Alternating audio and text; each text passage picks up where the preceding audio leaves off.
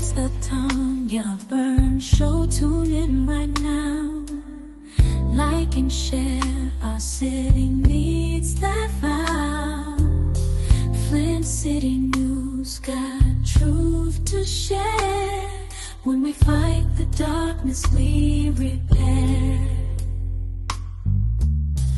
Won't give up. We're standing tall and proud. Voices rising strong, no longer shrouded. Residents deserve what's right and fair. Together we can lift the despair. We fight, we win, we break the chains.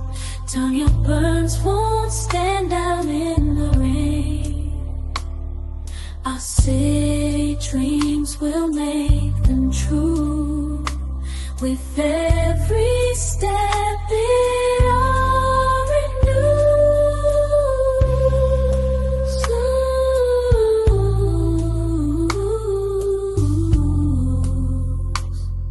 In a step it all renews.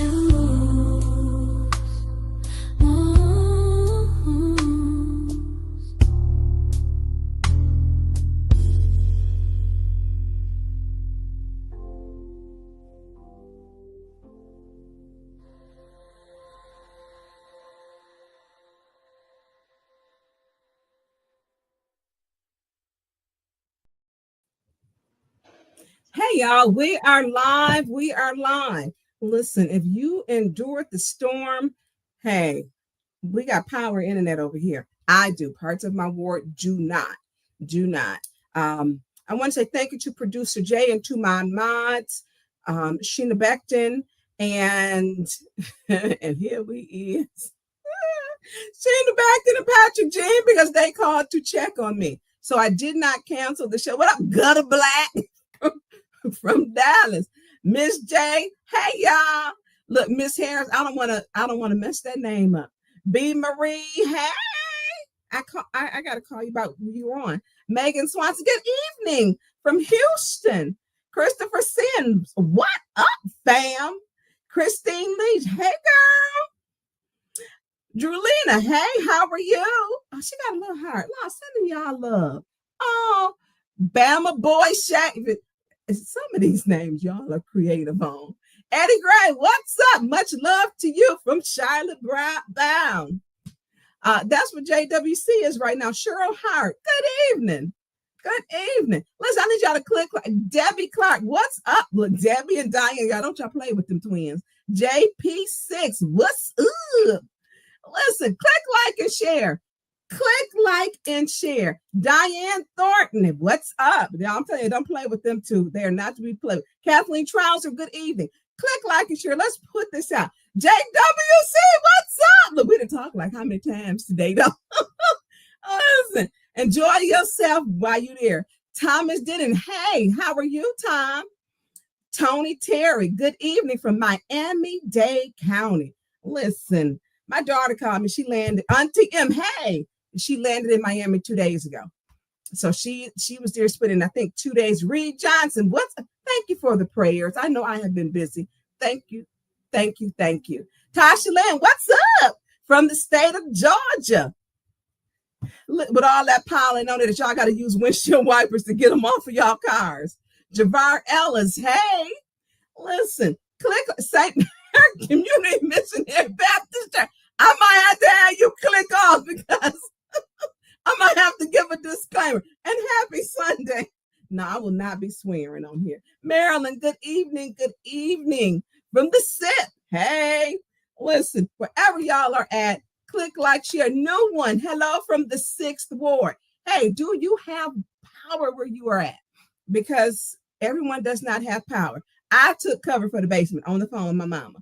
And my mama got this thing with coffee creamer. I'm telling y'all, I'm going to go to Costco, Sam's, and I'm going to get them great big things and just take them. I don't know. Thank you, Debbie. Thank you. That's so kind of you. Thank you, Debbie Clark, for the $5. Listen, I can't do this without Producer Jay. Producer Jay, how are you? I'm good. Trying to dodge the pollen.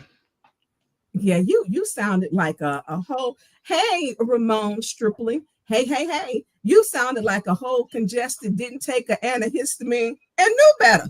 I did. I You definitely did. did. Well, see, what had happened was is Yeah, y'all. what What had had what happened? what had happened was is I left home and forgot to put them in my pocket. So Okay, but like I told you, they sell them in every convenience store, every place you go. They got them. They got them. Hey, Martha Thomas. Hey, yo. Listen, I can't. I can't keep track with the chat because it goes too quick, and I'm thankful for that. Thomas, Dr. Padroni, what's up? Dr. Padroni be having a whole lot of comments. He'll just text you and inbox you. I don't think he cares what time he gonna say what he gotta say. He's go. Hey, Steph, what's up, Steph? Look, see, I ain't even see all of that. Look, I'm going through it, Cheryl Hart. Because it's gonna look. Listen, we're gonna have a good show. And so, if you have survived the new one, yes, I have power. Good. Because I know parts of my park saying that their restoral time is not until 9:30. So that is part big, big shady 11. Hey, how are you from Harrisburg, Pennsylvania? Listen, is it Nikika? Here, I'm gonna get your name right. And you need to call in so you can pronounce your name to me if we had time at the end. Flint After Dark. Hey, John Snow.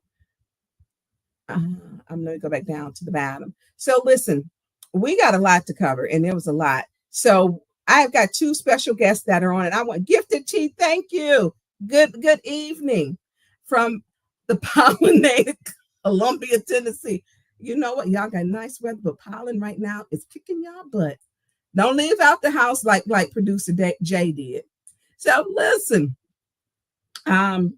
we have two guests on. Everyone saw the youth, the young, and I look at youth now, 12 to 30, to be honest, because we know, hey, Ms. J. Oh, Steph, your power, Stephanie Rogers, your power lines are underground. I didn't ask if you have power. You're gonna have power probably when nobody else don't, because they are buried underground. It's a new subdivision. New Earth subdivision. So you have power. Ain't no telephone poles out there. The folks designed that so you wouldn't have to see no poles. So listen. So everybody saw the trailer thing. And man, I didn't have people just come at me. So I tried to understand what was going on. There's been a lot of mistruth, a lot of lies. And we're gonna go to that. Talk about that at the very end of the show. We're going to talk about it. And we're going to put up some Michigan State police reports too at the end, because I stand on my word and I do what I'm going to say. So I got two guests, Michael Wallace and Michael Kraft, and they are going to be coming in. I want you to give them a great big welcome. But let me set them, give me a minute. Michael Kraft lives in an area where by Zimmerman where they dump in his trash. And there's a drug issue, a blight issue, an abandoned home issue, a squatter issue. He lives there. So when I got the call, he called in. I had gotten, I can't tell you how many calls. And I sat at the corner and watched this guy. He was dismantling that whole trailer. And so then I just pulled on around. And I'm like, I can't believe this. So, you have people who, I don't know what, when they are normalizing abnormal behavior, I'm not going to do it. Because that's not who I am. Because when we know better, we do better. And all that it was just crazy. Oh, why did you see him taking it off? Yeah, I did see him taking it off. I absolutely did. And me and the guy didn't have a bad conversation. He said his name was Austin. I don't know if that's true or not. Blight was coming back to get the trailer, but those were not my pictures I posted.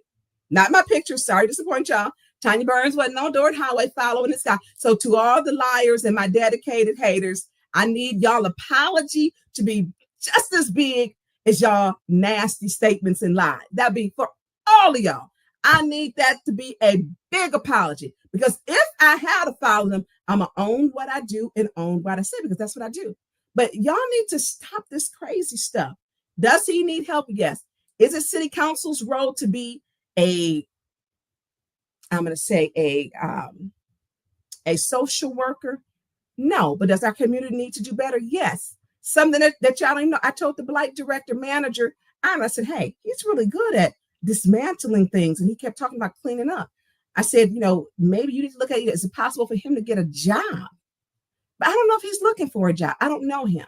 So he went over there and talked to him. So a lot of the stuff that people are talking, and it took this little lead and just then went crazy. Stop. And you get it's initiated from liars. And so what do liars do? They keep on lying. They keep on lying. But does he need help? And he was very nice. Me and him had no bad words toward each other. Not at all. We did not. Period. Miss J said he was the nicest dumper ever. I know, right? And he was. I agree. He was the nicest dumper. And one thing when me being a former educator, you can tell there were some other issues that were going on there. And so he's not my first dumper. I'm telling y'all, I had him 6 ward, not just my ward. I had one that did the same thing he did. Hot wired the jumper cables to the house. And guess what happened to the house? It burned down to the ground and burned other 4 houses up. So listen, let's bring in my guests, please. And y'all welcome Michael and Michael. Oh, hey, Michael Kraft. And his hey, how Jennifer. Are you? And his Jennifer. Jennifer, how are you? Good. Now I have another Michael in here too. Is he in there, Producer Jay? Not yet. Okay. So when he gets in, well, I'll send him a text. So Michael Kraft and his, is it your wife or your mate, your fiance? Your fiance. And so they live in the area. Him and I had talked prior when you sent me probably over a year ago. I have to look at the date. It's in our messenger chat. And that's when you told me where you were originally from and what was happening in your neighborhood. So you got as they say, you got the floor. Both of you, tell me what made you decide to go out, because you did a little video. First, Producer Jay, let's play his drone video first, and then we'll let him comment on it, because both of them did that. The Eisenhower School energy units on Brown Street, on the corner of Downey and Brown Street behind Zimmerman School. So this is Jennifer. Hello. So I just want to ask you, what have you noticed about the activities that have went around at these units? Well, usually as I'm walking through the neighborhood, I've frequently seen people coming and going from them. There's needles and needle caps, lots of drug activity. One time I seen a man and woman fighting. He had her whole purse spewed all over the floor, and she dipped out into the Zimmerman. But you can see where people broke in. They dumped trash here. The school board seems to have left them behind. And I've noticed that they put tires up. What were the tires for? I think the tires were dumped. Or maybe by residents just trying to do what they could. But they're all busted into. So the perimeters they put on the doors have been breached. They placed those metal brackets right there on the doors, but people just broke right into them. They pried them right open. Just pried them right open. This is 2417 Brown Street. A lot of dumping, lots of garbage. If you could, what would you do about the problem here? If you had the resources, what would you do? What would you recommend to Flint City to do about these problems? I would recommend they either refurbish them and sell them, find some way they can be useful, or knock them down. That's what I would recommend, because they're an eyesore. Drug nests. I don't want to go back there, but if you look, you can see there's even more garbage in the back. This is 2405 Brown Street. Looks like people scrap what they can. I'm sure it's all gutted in there. Goes with the territory around here.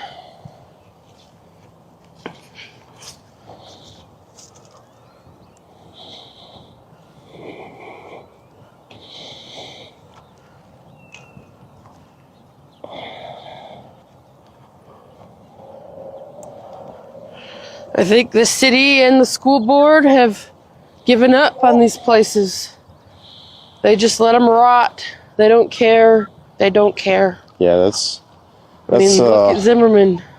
That's a whole that's obviously a whole nother thing. That's obviously a true statement, what you just said. The city or the school board, whoever really is in charge, just simply does not care about these units, about Zimmerman, about the neighborhood. This is our neighborhood. We walk here daily. We bring a child out here to walk and play. This is what we have to walk past every day. Yeah, all of these things they put up, it's just a nail and a little piece of tin. Very easy to break in, and they have. The effort is minimal. I would say the effort is none. They can do better, and they need to do better. So when you say they, you're meaning? I'm referring to the city of Flint and the Flint School Board. Whoever's responsible for these units, I'm guessing it's one of them, or both. I mean, the roof is caving in on this one. That's not safe. This is 1302 Downey Street. They've been left here to rot. 1302 Downey Street. Right here behind Zimmerman School. And I think most people have forgotten about these. If you don't live in the area or frequent the area, it probably never crosses your mind, but they're here and they exist. Maybe we can get a little peek inside. You can see what vandals have done, or maybe scrappers have done. This one is it's all torn up. They take every little piece they can. There's a hole, I can see the sunlight coming in. It's really sad. These used to have children learning. Now they're a waste. Looks like they put the tires up to try to deter people from driving, but as you can see, the fresh tracks. There's a dresser, a hutch, whatever that thing right there. They just pulled a car out of here yesterday. It was probably a stolen, chopped up car.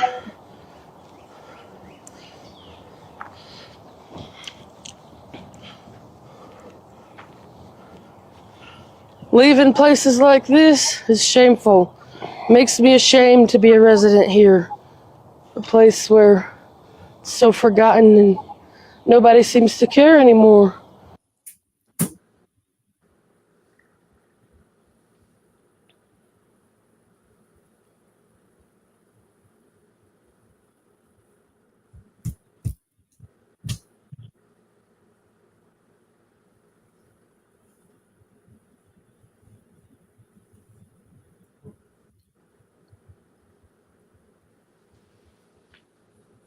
Okay, producer Dave, you can cut it.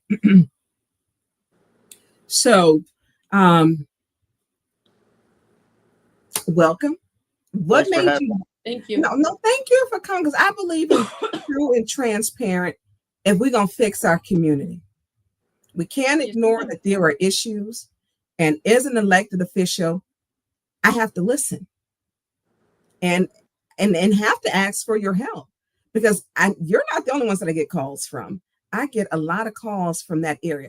Technically, it's not my ward to 2026, but I have taken it on because they had actually posted the wards, posted them in 2022. Thank you. So in your area, I just was at a meeting, not this Thursday, but the Thursday before last, about Zimmerman, the dumping. There have been cleanups. The tires don't work, okay? Cement barricades. So they had an offer, the Flint School Board, for $250,000. They had turned that down from Communities First. So they now have another offer, and I believe they're set to take that. So there are some questions on that. A lot of times their meetings meet when we have ours. They're on a Wednesday. So what the plans are for this bill, I do know the developer. Who put in the offer. And so when I have the correct information, I will share that with you, because the community needs to know. It does. Yes. And so, absolutely. So there is some cleanup. We look at all of the things that have the buildings that have been torn down on Corona Road. There have been over 10 buildings. There's one house, 2525 Corona Road, that just looked like it said, I give up. And you know which one I'm talking about. I do. Yeah, it's nearby. Close. It's bad, and it actually just fell. For people who don't know, the walls have fallen out of the house completely. So the house is down on the two other houses into the shared draft. It is a complete hazard. So demo dollars, trying to get it done, is a problem. And so one of the things that, with this, working and saying how do we get it? Literally, not this week, last week, I'm gonna say within the last 2 weeks, I've turned over 20 homes for demo, and to try to push them to get to be demo. There are fire hazards that to be boarded up, and it continuously happens because Flint has those homes sit there for so long. Once that they're vacant, and people just take them, they do whatever. So in your neighborhood, you've been living there how long? About 3 years now. Okay. And so what are some of the things that you see? So I'm from a different culture. I told you I'm from Alabama. That's me, Bama Boy Shaving. That's my screen name, by the way. It's a different culture from where I'm from. So when I moved here and I started seeing the needles and the drug dealing, right in your face. Right in my face. It's like they don't even care if anybody's watching. They don't. It's blatant. It's right in your face, and it can't be ignored. And I don't know what to do about it. So let me say that, or Jennifer, before I speak, what would you like to say? Oh, I've noticed a lot of that too since I've been over here on this side of town. Noticed the drug dealing, and they will. Like if I was sitting on the porch, they'd be out there just. They don't care if you're watching or not. They don't. So I have sat on Cumming Street, and I have watched them do it. I watched there's some of the homes which are squatters in there, and it's more than one home. There's 3 actually. Mm-hmm. You have people who some just walk away from the homes. So let's talk about those homes. Those homes have been turned in. I know I have turned them in. I've turned them in for the squatters. I've turned them in because distilling the power is dangerous. It's very dangerous. Yes, Producer Jay. Producer Jay. Nothing. It's nothing. I just lost connect. Oh, okay. Okay. And so I've seen it literally, and they don't mind. The cars pull up, they do their drug business, and they drive off. They walk up or they ride a bicycle up, whatever mode of transportation it is. If it's vehicle, if it is walking or bicycle, whatever their mode, and they do it and they don't care. Yes, these are people who have addictions and problems. Yes. And it is a disease. It's like alcoholism. And so they do need help. I don't think people understand the role of what city council is. So we have with the city, we have the mayor who is the executive branch. We are the legislative branch. Anyone can make we can do an orders, but we're supposed to work together. I have been asking for a comprehensive public safety plan since 2020. Those people, I've submitted them because the residents have submitted them. I've talked to people, I've turned them in, and it's just becomes, I don't know if they're understaffed, overwhelmed. I did with every agency we got. Every agency that we got, because nobody should have to live like that with their family in that area like that. And when people say, well, they should just move. No, that's not the answer. No, they shouldn't. What should happen is the drug dealers, the squatters need to leave the area or Flint or get housing. There is help. But when you have a drug problem, the only thing you're concerned about is the drug. The drug. Can you put Councilwoman Jerry Winfrey Carter's comment up there? So Flint is in an opioid crisis. I don't know if you know this. They're in an opioid crisis. We receive opioid money. And so there's millions. I don't know where all the spending was, because it was 8, looked like it's down to 5. And so I don't know where they're spending this money at. Okay. So that money, 30% can be used for anything other than opioids. But where is the opioid plan? We have opioid lawsuit money and no opioid plan. That's the problem with the mayor. That opioid plan should be a part of, as I've been stating, a comprehensive public safety plan. Also for housing, there's a millage for mental health. We have a lot of that. The county has a part and a role in this also. So it's not just city council, and along with the school. So the school that school is not boarded up properly. I have called, I have told them, there were some deceased dogs over there deteriorating. People complained about them at the meeting that I had at Grace Lutheran Church. And nobody seems, I'm not going to say nobody, it's not changing. It's not changing. The school board, as me and Dennis Pfeiffer did a ward tour. And I mean, not a ward tour, we did a city tour. One school is boarded up properly, and that's Garfield. Every other single school is open.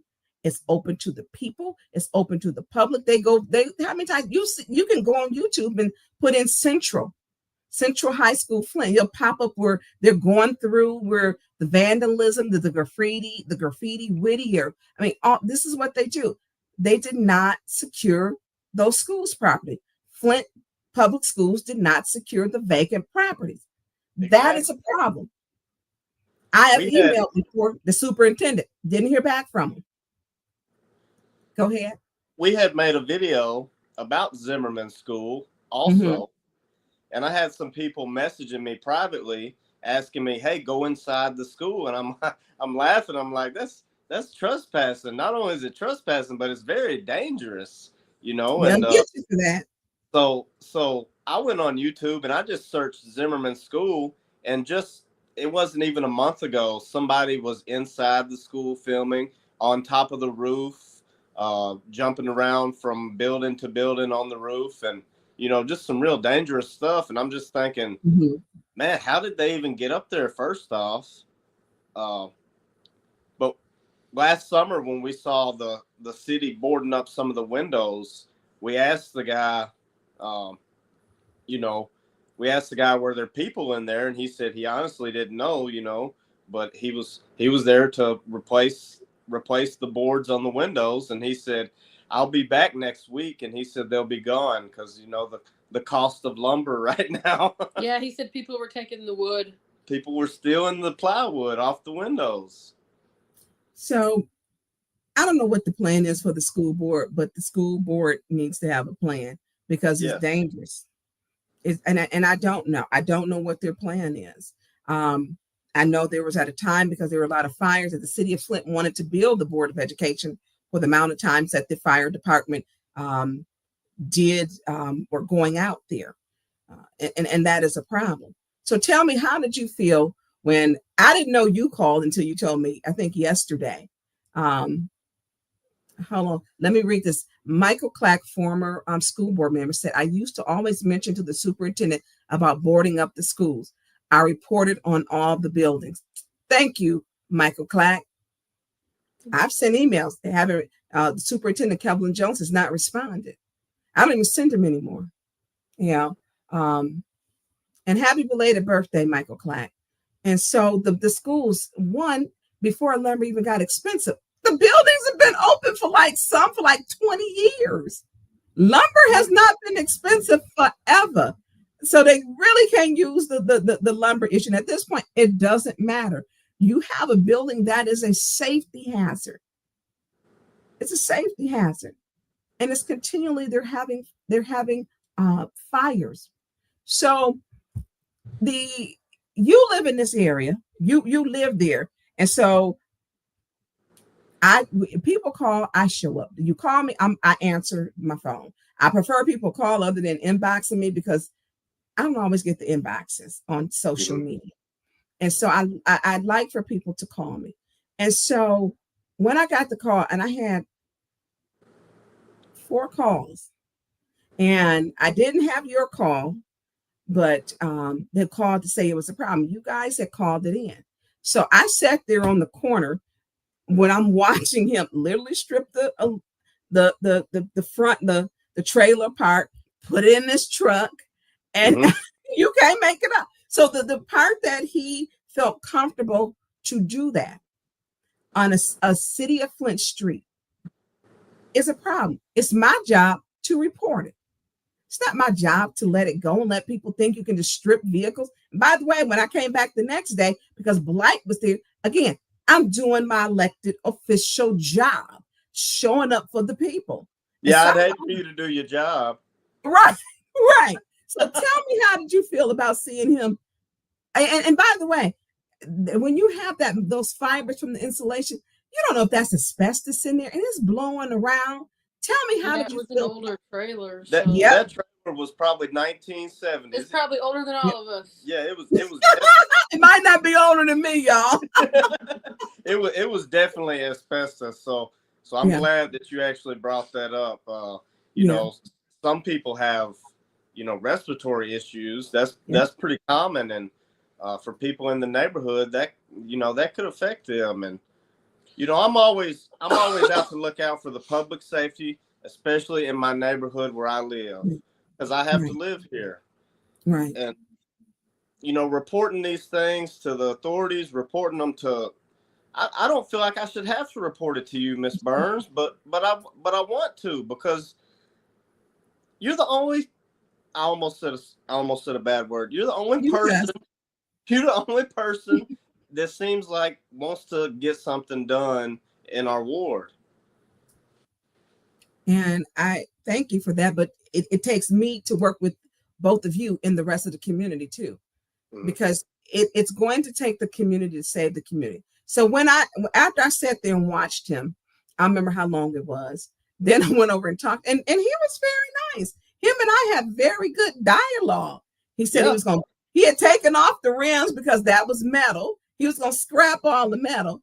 Then when I told him, he was like, well, no, I'm going to do this. And, you're not, he does need help. And on the other part, which was the next day, there was an offer of, let's see what we can do for him. We should have social workers coming out. And that's part of a public safety plan, that if you're scrapping for drugs, they need to be in a drug plan. When you are, I don't know what to call it, because there was so much trash over there behind those buildings.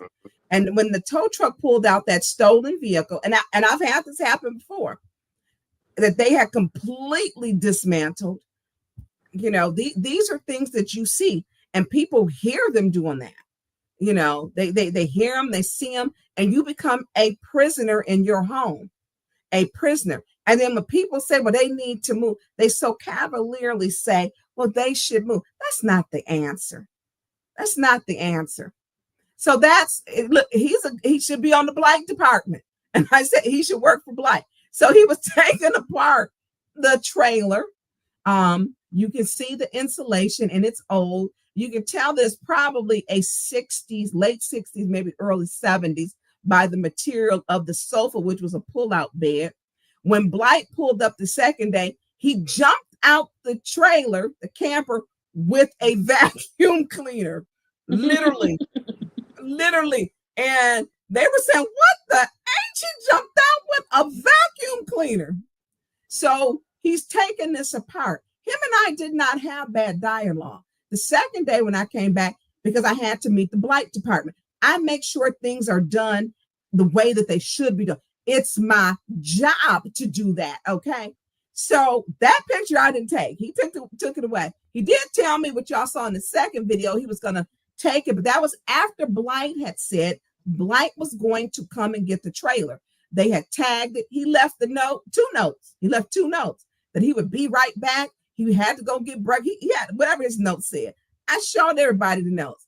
That was not Tonya Burns chasing this man down on Dort Highway. Not me. So all the people who started this mess and lie, I need them to have them apologies to be just as big as their lies. I do. I need them apologies to be just as big as them lies. Now, here's the thing. I stayed the first day for like an hour, and the police weren't coming. I've had police call and tell me, and not for some age, they're like, hey, Tonya, go home. There were people that were there other than myself that people did not see. So do I ever go to a place that I'm not saying? No, I don't. I don't. Only person that might have been threatening was the guy who said, why are you videotaping me? Who came around the corner in the blue truck, and I am licensed to carry, period. Because I know parts of my ward, I know what they look like. You know, I know I'm licensed to carry, and I'm a pretty damn good shot. Okay. I want to go home every day like I want the Flint police and the sheriff and the Michigan State police to go home. Now, I'll have dialogue and conversation, which it is my job to talk to members of the community. He's a member of my community. He's on a public street getting ready to dump a whole trailer. Now, that trailer had no business being on the road, okay? Y'all saw the condition of that trailer, the wheels. I don't know how he got it to where he was going, but he needs to be working for the blight department. He needs to. He does. And that's what I told the blight manager. I said, you need people. You need him. I told him that. And me and him had very, like I said, good dialogue. And so, one, the trailer wasn't registered. That's against the law. It wasn't registered. It was not road safety. It was a hazard. He didn't have license plates. He didn't have insurance. He didn't have any of that. Now, what if you the car behind it and that thing, because we see he had been torn apart. That trailer was torn apart. And I did watch him tearing it apart. And literally I sat there at that, don't too much shock me. And I was like, oh my God, he is really doing this. Meantime, I had some residents, I didn't know that you guys had called in, who were calling me, and they're tired. They should not have to move out of their neighborhood, and none of you, because you want your community to be safe. How dare you want to live where there's no crime, no drug addicts, no needles on the sidewalks? How dare you want to be in a community where you can walk your child and be safe? How dare you want to live in a community where somebody's stripping the trailer with the insulation is flying, which is probably asbestos? How dare you want that?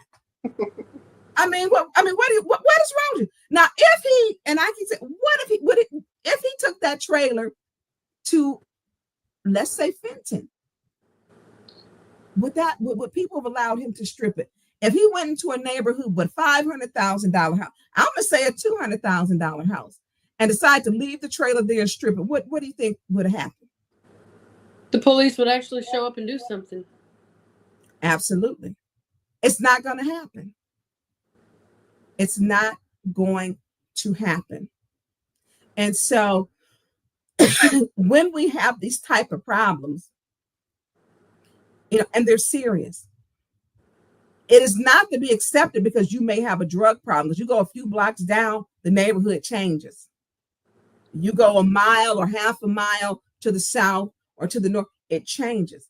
You have a right to not want to live in poverty with people with drug addicts. How dare you want the school board to board up those buildings and keep them safe and maintain their property? How dare you want the police to show up and do their job? How dare? So and this is the thing, you've been battling this since you got to this area. Since I moved here. So that's 3 years. Yes, ma'am. So police don't show up. I called twice. Matter of fact, the second time I called, they said, hey, Tonya. The 911. Yeah, we did get the calls because I've actually went so far to understand what's happening at the 911 center. I've been there. I deal with the director there, Tim Jones, because I want to know what's taking so long. One, we have problems with the ambulance coming. Why were we going? We went 24 hours without an ambulance in the city of Flint. That happened more than once. So I went and got the information and the facts. When we're not getting police, why aren't the police getting the call? I went to 911 center. I make sure I go back to figure out how do we fix it. One of the people who suggested that we in council, I think slightly before, we had mentioned during ARPA to get ambulance, and they voted it down to get ambulances with ARPA money at first. The five who, a couple of them got nonprofits, they voted it down. So what would you like to see done? What do you want me to do? Let's be transparent. Yeah, definitely. let's get these buildings boarded up. Yeah, I would say getting the building secure, getting it cleaned up, maybe put up some perimeters so dumping can stop, or maybe a dumpster. The idea of a dumpster doesn't sound bad, but you can't make people use it, but it would at least give an incentive, maybe. So we are working on getting a cleanup. That's why we had the car pulled from back there. That was chopped up. It was chopped up. Wasn't nothing left to that car but the original frame. That was it. So we're already in the process with me coming out there of getting our cleanup done. Mom was getting the car out there, making sure, and I didn't want him to take the camper because I wanted it to be disposed of correctly. Right. I wanted it to be disposed of correctly. We had already, that's another one. To leave that one up. This, that one's not the car, but this is another car, scrappers and squatters. At this house, behind the house, they pulled out 5 vehicles, 4 cars and 1 truck, all stolen. So when people try to say, what you can do and shouldn't do, we have to be conscious of what's going on in our community. So there is a cleanup. The cleanup has already been on the way. It has been written up by the Blight Department. Our NSO was out there. So what we have to do is when you see someone, call me or you call it in. If you call it in to 911 first, then call me is what I tell everybody. Because we have to work together to get our communities clean. So the cleanup process is on the way.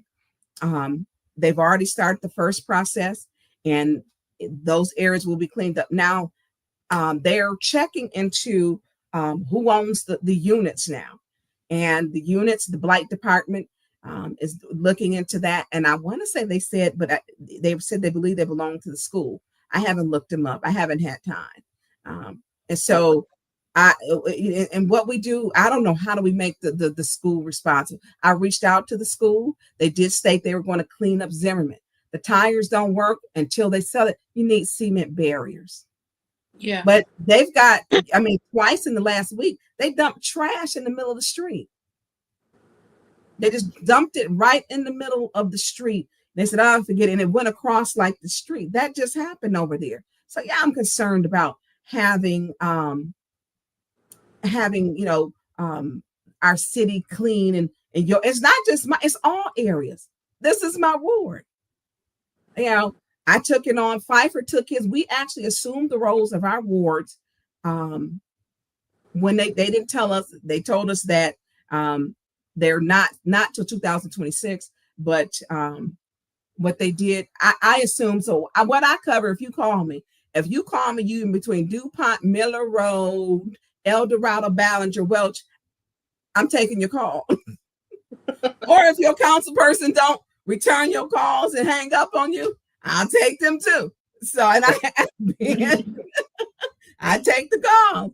So, is it anything? And let me say this, and I'm gonna have you back. You have a drone. We need to do some more drone videos to show people. I was like, wait a minute. I don't know who. I think Sheena Beckton, who's a moderator on here, sent me that one, and I'm like, oh wow, great. I'm like, he got a whole drone. So one of the things, which we're in budget season, we're in opioid dollars with no opioid plan. A comprehensive public safety plan, and let me say this before you get off, is going to deal not just with, when we talk about how do we heal or fix our community, it deals with dealing with unemployment, it deals with dealing with drug addiction, it deals with mental illness, it deals with blight, it deals with properly staffing and training our police department and fire department, because fire department has to go out to put buildings that are open to the elements on fire. Because look, I had a fire on Ballinger, and the house next to it had been on fire, and the one around, matter of fact, it's like 7 homes in this 100 yards of each other that have been on fire. And so a comprehensive blight plan with gang task force, because somebody, all them the young Thundercats that was on my page, all of them. When you go back and you look at their pages, society, people in Flint got left behind. some of the issues are that some of these young people were born into the lead crisis or into the water crisis and were poisoned by lead. They were poisoned by lead. And so some of the behavior is that. And so when we look at how do we reach these children, one way I always know, when they go to school, and we need good and qualified teachers. We need that and support, because the schools give you wraparound services. Chief Green has got wraparound services. I've talked to him. I've talked to him about his comprehensive public safety plan. I've talked to him. Me and him went over ideas on this. Was a couple, maybe 2 years ago. I don't see them being enforced or implemented, which is the issue. And so when we talk about having a plan and not enforcing it, you may as well not have a plan. Oregon has a program called Cahoots. Cahoots sends out and deals with, we know that in your neighborhood, you have what? A drug problem. Yes, ma'am. And you have what else do you see there? Blight. Right.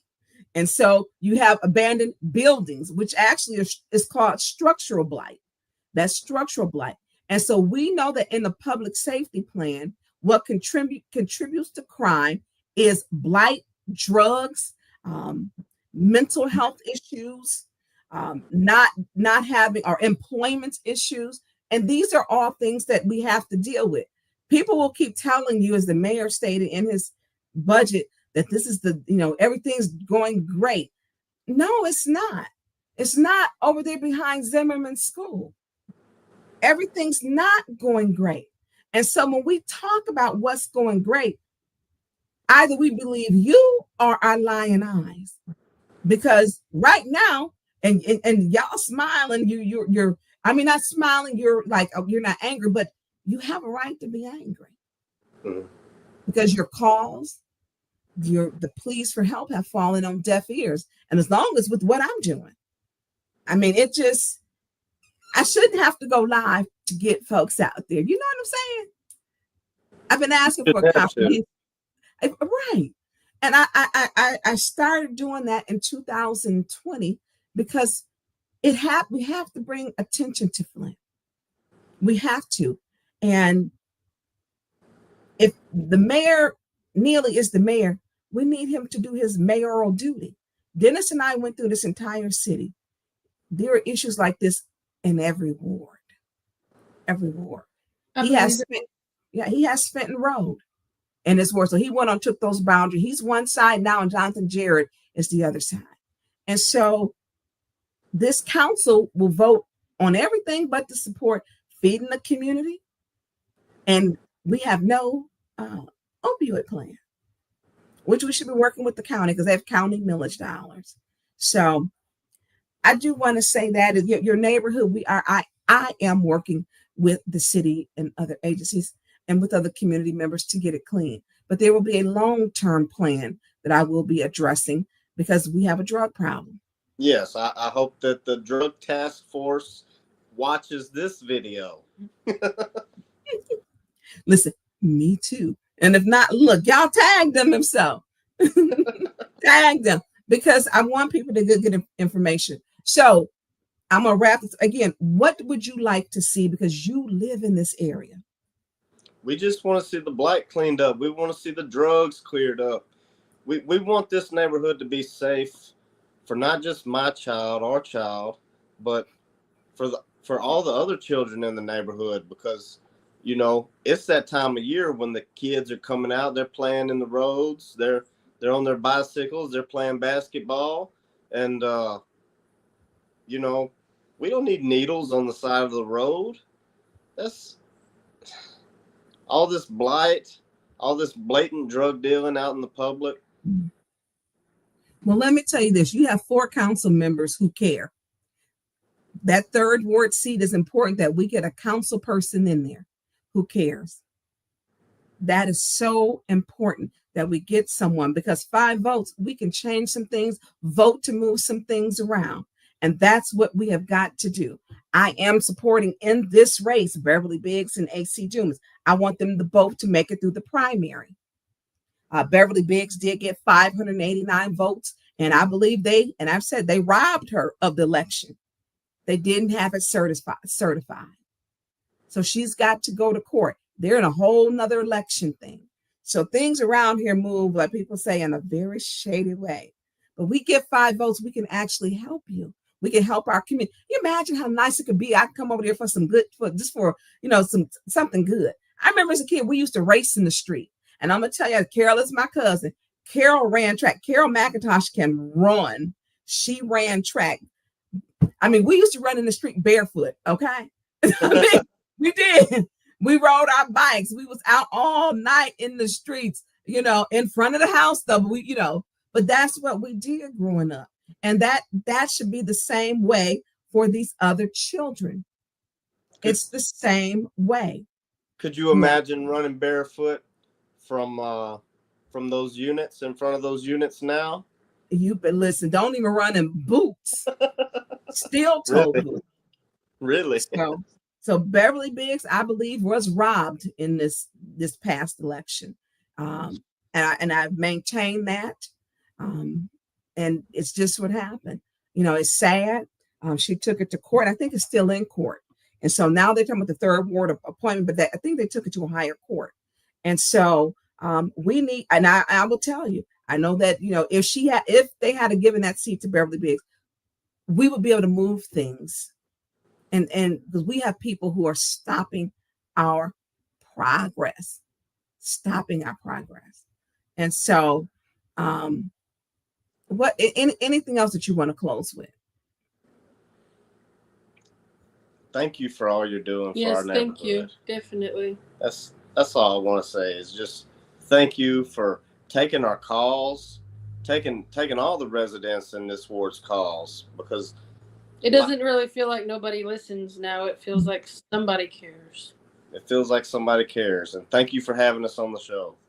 Well, I'm glad that you came, and I do care. And I don't do this job for the money, y'all. I'm going to tell y'all. I was telling my moderators how many deals I be brokering with God, the Lord. I take it to the Lord, okay?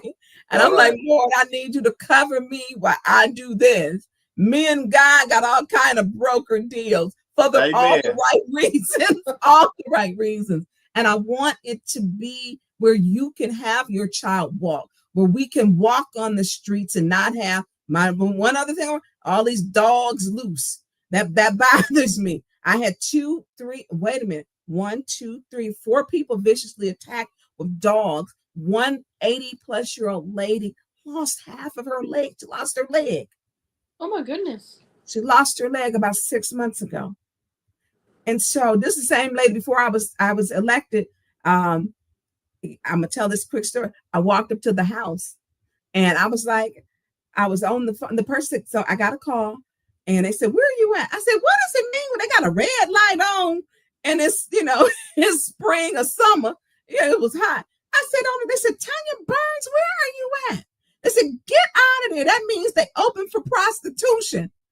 I said, oh. So I ended up meeting her.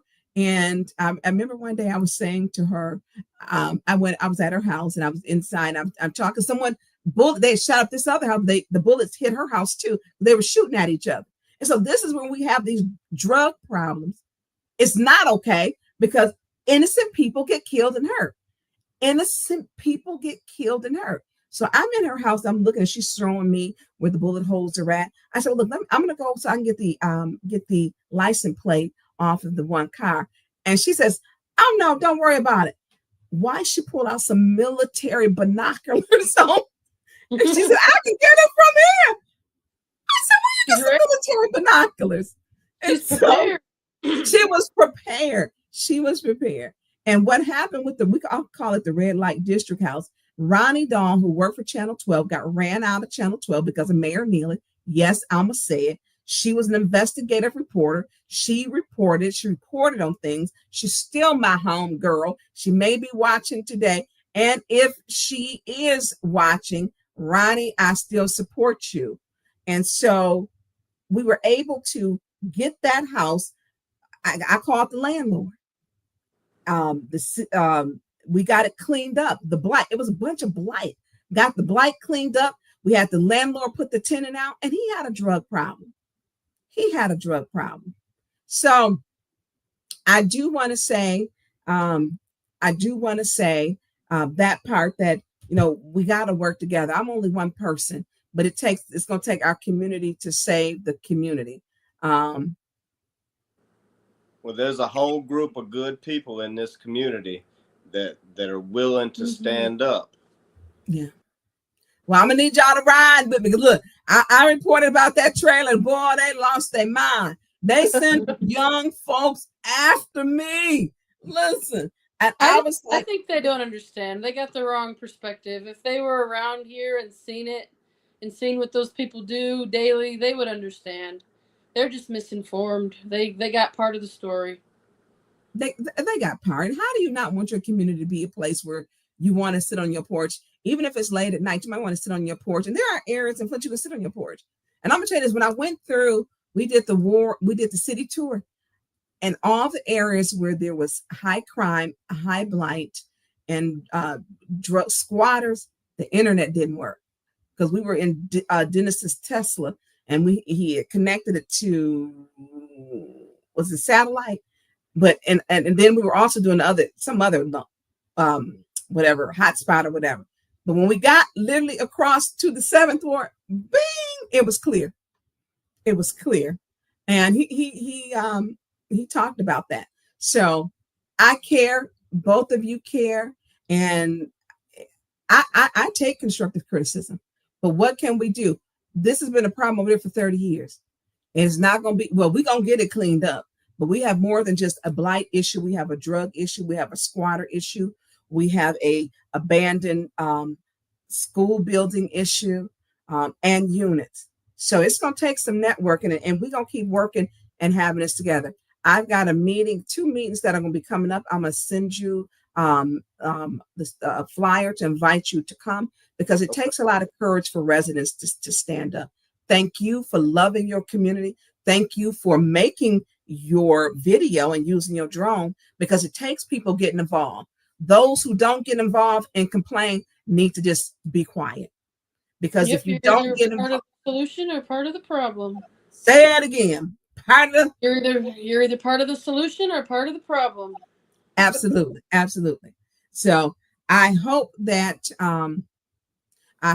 we can have a better as we educate our young people. I don't know how that just went haywire, but it was some bad information that they got.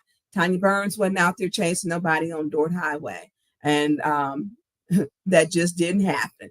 So people saw it. People want change, and we cannot let a small few stop what it is for the greater good. So thank you for giving me your time, and I appreciate you. I appreciate you too. Thanks. Have a good night. Good Send night. y'all a heart. Oh, all right, producer Jay.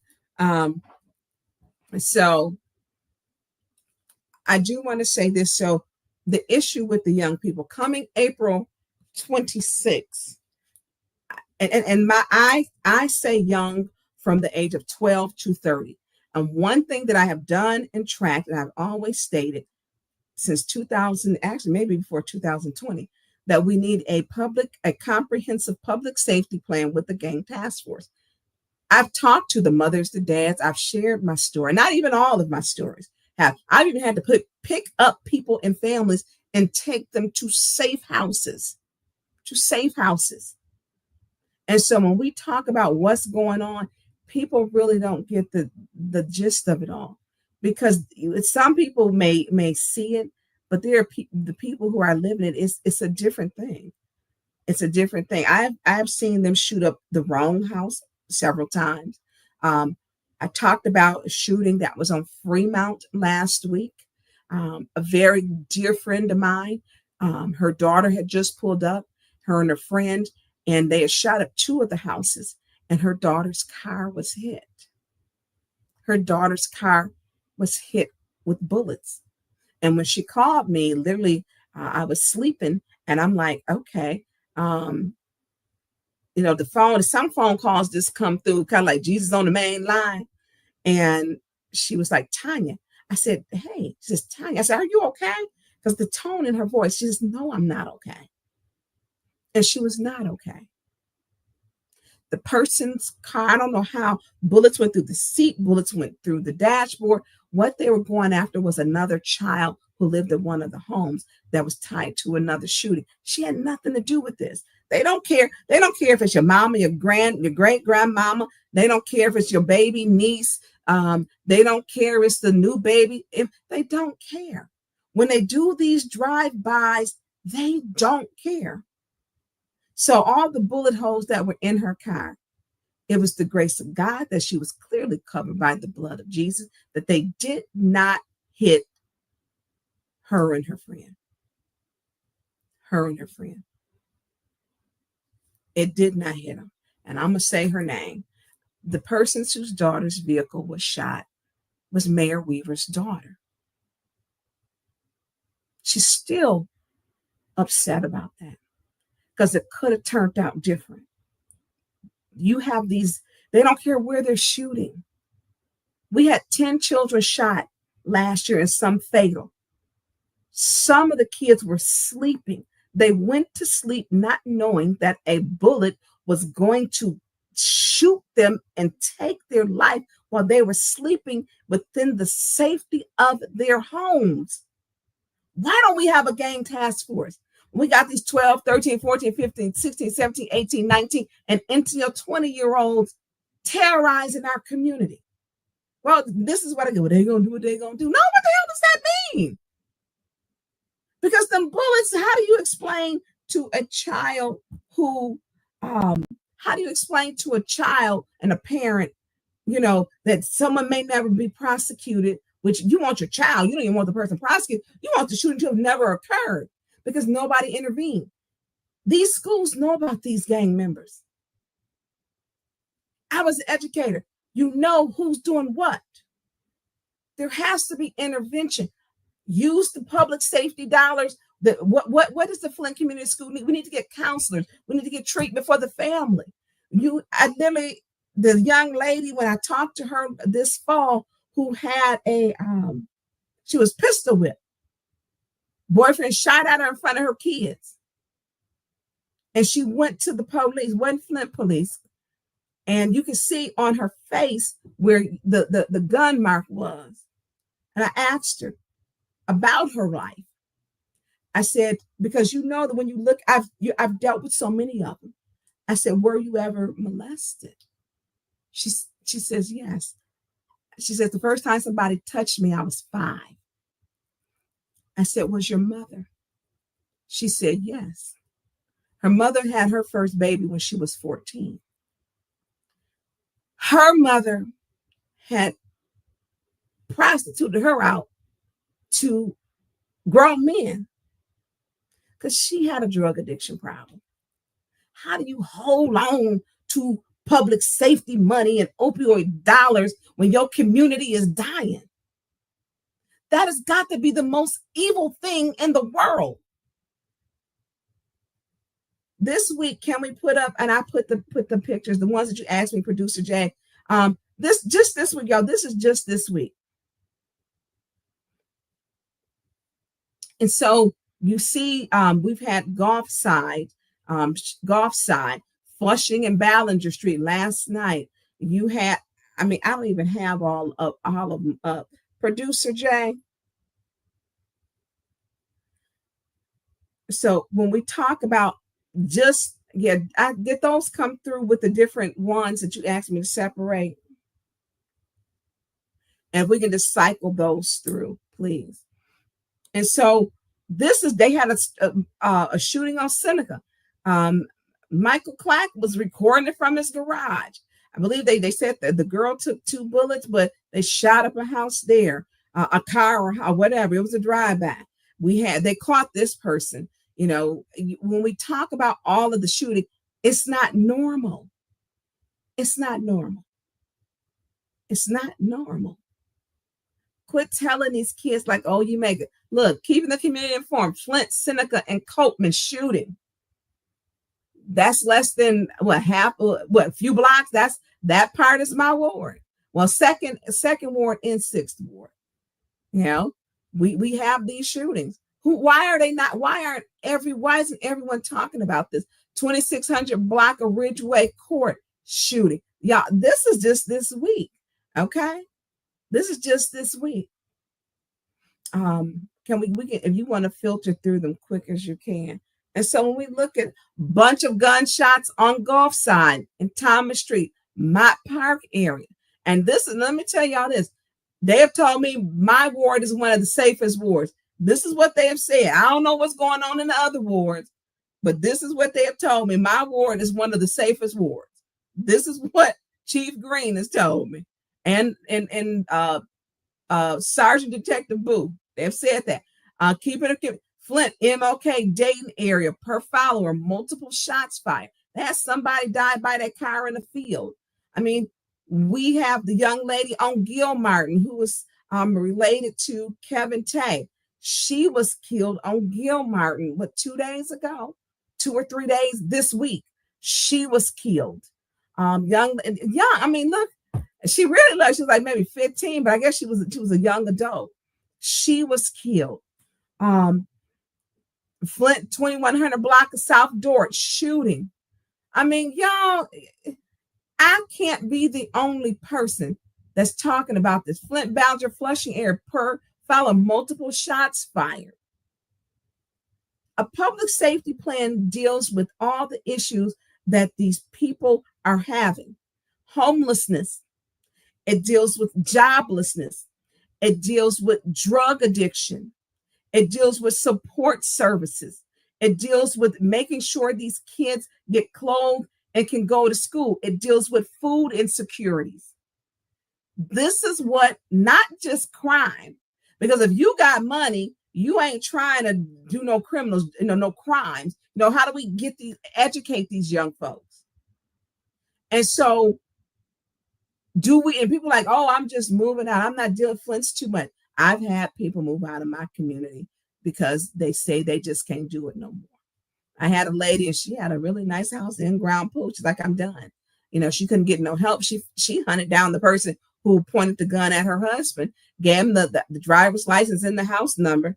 And they said they went there and said they couldn't do anything. And she was like, you know what, Tonya, I'm done. She's a retired principal. She could afford to move. And she did. She kept hearing on Westcombe, hearing shots. Nice area, 6th Ward. They would report them. She moved. And so as we grieve the young people, we need to start worrying about that grief. Let's start saving the young people. And no one wants to talk about it. And listen, y'all, I got a whole warning that told me don't say nothing about what's going on. I got a whole little warning. You need to tell her she need to be safe. Don't say nothing. So should I be quiet and not say save our children? Should I not be quiet and keep saying we need a public safety plan? We need elected officials that are held accountable. Who's speaking up for you? Council doesn't solve all these problems. They don't. You have a state rep. I had a whole family. Her house was shot up, Tammy house. She went over to the state rep house. State rep told her that it wasn't her problem and she needed to call the Michigan State Police. Don't come to her house no more or call her. I was on the phone, y'all. Tammy said when she called me and said I had given her the number. I said, or address. I said, no, I didn't. No, I did not. She said when she went there and when I called her and she says, I said, I have State Rep Cynthia Neely on the line. I said, Tammy, how did you get her address? She says, ma'am, I Googled it, but I shouldn't have to go through all of this to get you. And she went on, well, don't come to my house no more. How do you, this mother is scared that she gonna be getting a little rest in peace to her children. She don't want to read her children's name in the obituary. When I say y'all, she went every day to everything, and she's a licensed respiratory therapist who works at a hospital. And they told her, we gonna call the Michigan State Police. Oh, and me too. I was gonna get the Michigan State Police call on me too for caring, I guess. I don't know. I went out, that lady Googled her. She was so deaf, she went everywhere. She couldn't get no help. So it's not just council. And I think people need to understand, you have to hold the mayor accountable, council, the ones on council. We put put up Jennifer Craig's, because I'm gonna do that. Because I talked about my public safety plan. We have to understand that it's our state rep, it's our senators, it is our congressmen. It is a problem that you contact all you and the governor, the secretary of state. The attorney general. We have to consistently let them know. So, Ms. Burns, what solutions do you suggest? I went over them with a public safety plan, Jennifer. One of the things that for me is important is we have to have a comprehensive public safety plan to address those issues. All crimes or calls to 911, drug overdose, we need to be sending one of those ambulances to give them Narcan. We need to have a medic that can go with a social worker who can get them into a program. That's how we start solving problems. We don't need the police on that one. They have a drug addiction problem. We send a medic and a social worker, get them into treatment, and start logging and keeping track so that we know what's going on. And so what do we do for each one? A comprehensive public safety, and I don't have time to get into it. It addresses every single issue that's happening in our community. That's why it's comprehensive. It covers everything. But we people, the solution is not for people to move. For some it is, and they are moving. Some are. And so we have got to start working together. And this is where you got to quit. We got to quit saying, this is a Flint thing, y'all. And if you live within the city of Flint, it's a Flint thing. It's not a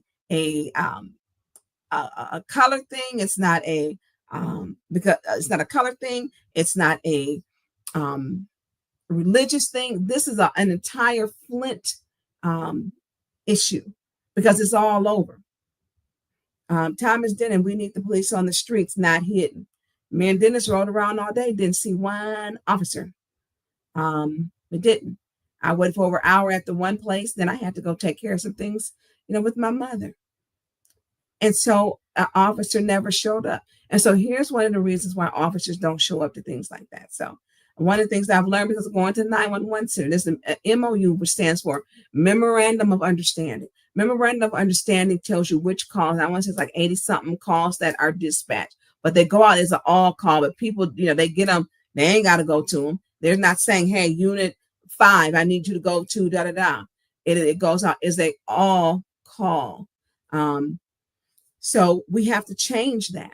But that's part of a comprehensive public safety plan. I'm gonna keep saying it. But whose responsibility is it for a comprehensive public safety plan? Your police chief. It's his responsibility. But in that, he should be working with other agencies. We don't have a gang task force and we have a gang problem. Make that make sense. Gang problem, no gang task force. Make that make sense. So Christopher Sims said, where are the opioid dollars? Well, in some bank account, we're going through budget. I want to know what the 30% has been spent on. Now, here was someone, Faith, I don't know if y'all remember, she came down there, held up a sign when they first wanted to use opioid funds for something else. She held up the sign. Faith got in trouble. Faith got in trouble again, and they fired Faith when Faith actually wrote a grant, got money to pay for a program to do what? Get 50 homes new indoor plumbing because their fixtures were destroyed and were in such bad condition from the lead water crisis. She got fired. She got fired for trying to help 50 people. Nothing has went anywhere with that plan. It's just done. It's just done. And so when we talk about how we change it, in that comprehensive public safety plan, we deal with all those issues. Other agency, he's got wraparound services, but are the people getting them? It's not working. It's not working. Now, if I can deal with constructive criticism, and Lord knows this weekend I had a whole ton of it, I'm good. I'm good because I'm going to still work for my entire community, not just my ward, my entire community, which is Flint. This is a Flint problem. They having a shootout right now, Clack. Are you kidding me?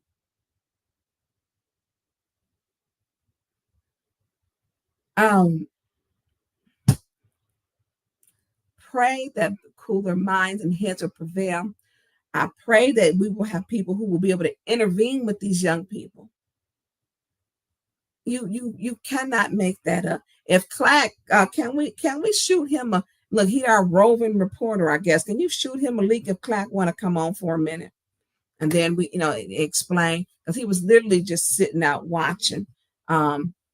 Brittany, look, she put her name, Brittany. It's not just Flint; it's major Democrat ran cities. Where there's an urban city, there is a problem.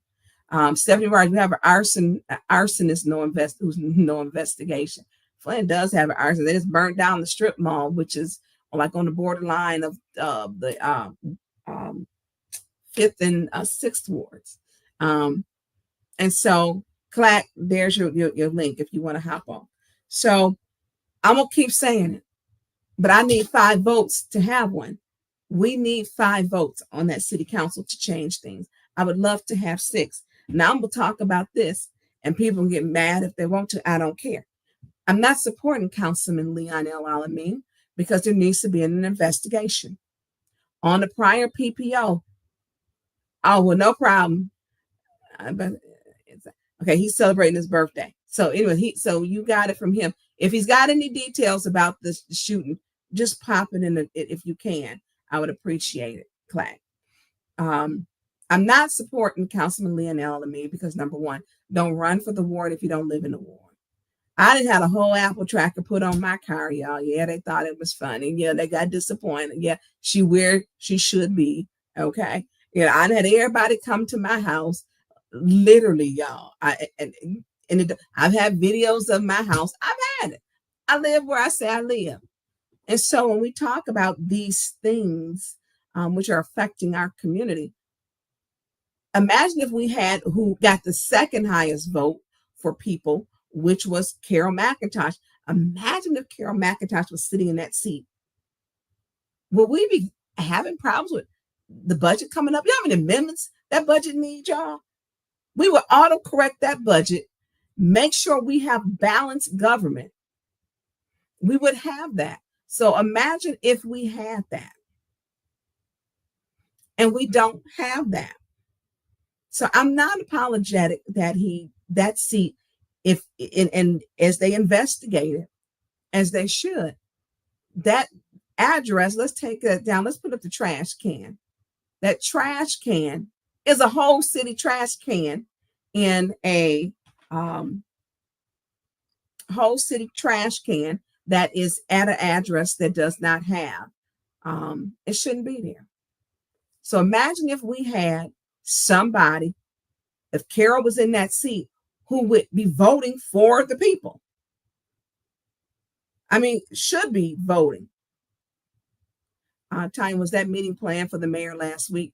I got it the day before or the right before. So I don't know. They don't look, Judy and them tell us, Judy and him have these little secret meetings and whatever they're doing. Y'all know they don't tell us nothing. But imagine if Carol was in that seat. Dirt road. Flint don't have a dirt road. And so I'm very angry. The fact that in that investigation where he put on that other PPO and he put me on the one PPO, he put me on it. And Karen and former Mayor Weaver, he put us in it. Now, I did not play the video on my show because it was taken down. I didn't play it on my show last week. I put still pictures up because I had those. I did not play video. It wasn't even on my page. I did not, because I had other stuff that I had been dealing with. Now, I would have played the video, let's be clear, but it was taken down. It was taken down. So I need to, again, when people be doing all of this, stuff and not telling the truth, I need your apology to be 2 hours long like your lies were. I need the apology to be 2 hours long like their lies were. And so I'm not going to feel sorry for, if he does not, and it's not my job to investigate. I was told the city went out and got the trash can. I don't know. I'm gonna double check that. But my issue with this is you holding up St. Martin getting their food if you don't, because you voted no. You holding up, Leon. It come out that you don't live there, which look like you live there. You put on the PPO, you live there. Who puts on the PPO that they live there? You stated that was your address. That's your address. You illegally obtained a personal protection order and posted lies on Beverly Biggs. You did that. She ain't threatened you. That didn't happen. We don't have any dirt roads. And you said at my house. Okay, well, that house is in Mount Morris Township. It's got a whole map that says Mount Morris Township. So you're holding up Flint residents from getting what they need. You're holding up by being a vote that we need desperately to change things, to get a comprehensive public safety plan, to make sure we're taking care of the people in our community. We need that vote to do some good work, not the other fours work where y'all voting on each other's nonprofit. We need that seat to make sure we get 5 votes, to make sure that the residents are finally looked after. Everybody's gonna be mad as hell he's sitting in that seat. And what do you get from people who saying, oh, I wouldn't say nothing. Oh, I'm gonna leave that alone. But then you say you ain't got police, you don't, they're not helping people with the drug problem, but you okay with him not living in the city? You can't do both. I'm mad as hell he in that seat and he don't live here. The lady Shanetta first said it. She said he don't live there. And she right. He filled out the PPO and said himself he don't live here. And you got people saying, you got to be careful who you listen to. I wouldn't have said nothing, and I'm going to put this out there. I was absolutely going to play the video with the Draco when I told Mickey Jordan, when I was on 810, when I told him, yes, you own some bullshit. And I meant it. Because we keep letting people come into our community who don't care about our kids. 2 little boys were confronted with a gun, a Draco gun. One little boy urinated on himself. He was so scared. He urinated on himself.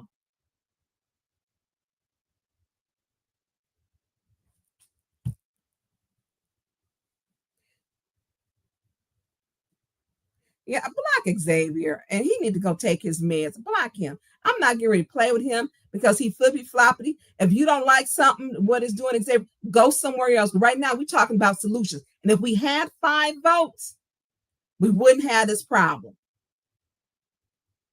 We wouldn't have this problem. I'm talking about 5 votes. I ain't got time for him and his foolishness. This person should not be in that seat. They're going to do their investigation, which they should. You had several other people that were supposed to. Everybody crying for the same crumb. But if we had somebody in that seat, everybody should have been turning them in. They should have. Reporting to the clerk. They should have. And y'all think this is okay? He came into the house with those kids with the Draco gun? 2 little boys he traumatized? No. Say, okay. So each vote that we don't get, but we need, because we need the 5th vote, he's in a seat. They allegedly saying he lived there. He said on the PPO he lived there. He said on the PPO he lives there. And so if you live there, you had no business running for anything. So I do want to take it on to, people got to start. You can't want change and don't want to remove the people who need to be changed. You can't do that. You can't do that. If you want change, you have to do things to change. And right now we need 5 votes. So that 5th vote, he didn't vote for St. Mark's. One time he was absent, and I think the other 3 he voted no. 1, I think he got up out his seat, so he didn't have to do it. So that he did not have to do it. And so We got to quit giving people some passes because it's how you're living. It's how you're living. So I don't know. I don't know about the investigation. I don't know where it's at. You have other people who did. Tanya Burns is not doing the investigation. Tanya Burns didn't send him, didn't turn him in. I mean, you got a couple people want to do it, and however they choose, they're gonna do it. That's just what it is. Kevin Tate did a lot of work. He put out a video. He had discovered it. He talked about it. I don't know how he's handled. I'll let him tell his story. I will allow him to tell his story. Also, you had Jedediah did a fly. I don't know how he's handled. He said his number one that he was going after was he had the mayor at the top, and then he had Ward 1, 2, 4, and 7. I don't know what his plan is. I guess everybody's gonna have to see. He said the first person he was going after was Leon El Alamein. So we need to make sure that we gonna have to come together on something. I'm gonna let those two men tell their stories. Kevin Tate had a PPO put out on him, and I think that's when me and Mayor Weaver were in on that he put us in it in the PPO. So, but I mean, yeah, you can't believe, I mean, when he actually put in the PPO, he lives in that house. I'm like, what is he doing? Who tells on themselves that you don't live where you say you gonna live, where you live, and he did that. So let's go on to, I want to put up those bob wire or the jumper cables, because this thing gonna take me but a quick thing to cover, Producer Jack. So there were people who were upset. Let them steal electricity. Let them do it. No, you don't. I'm gonna tell you why. Go to 2727 Berkeley, y'all. It don't exist no more. It's gone. Poof, up like flames. Up like flames. And so it is up like flames, and it's gone. And so what happens with that?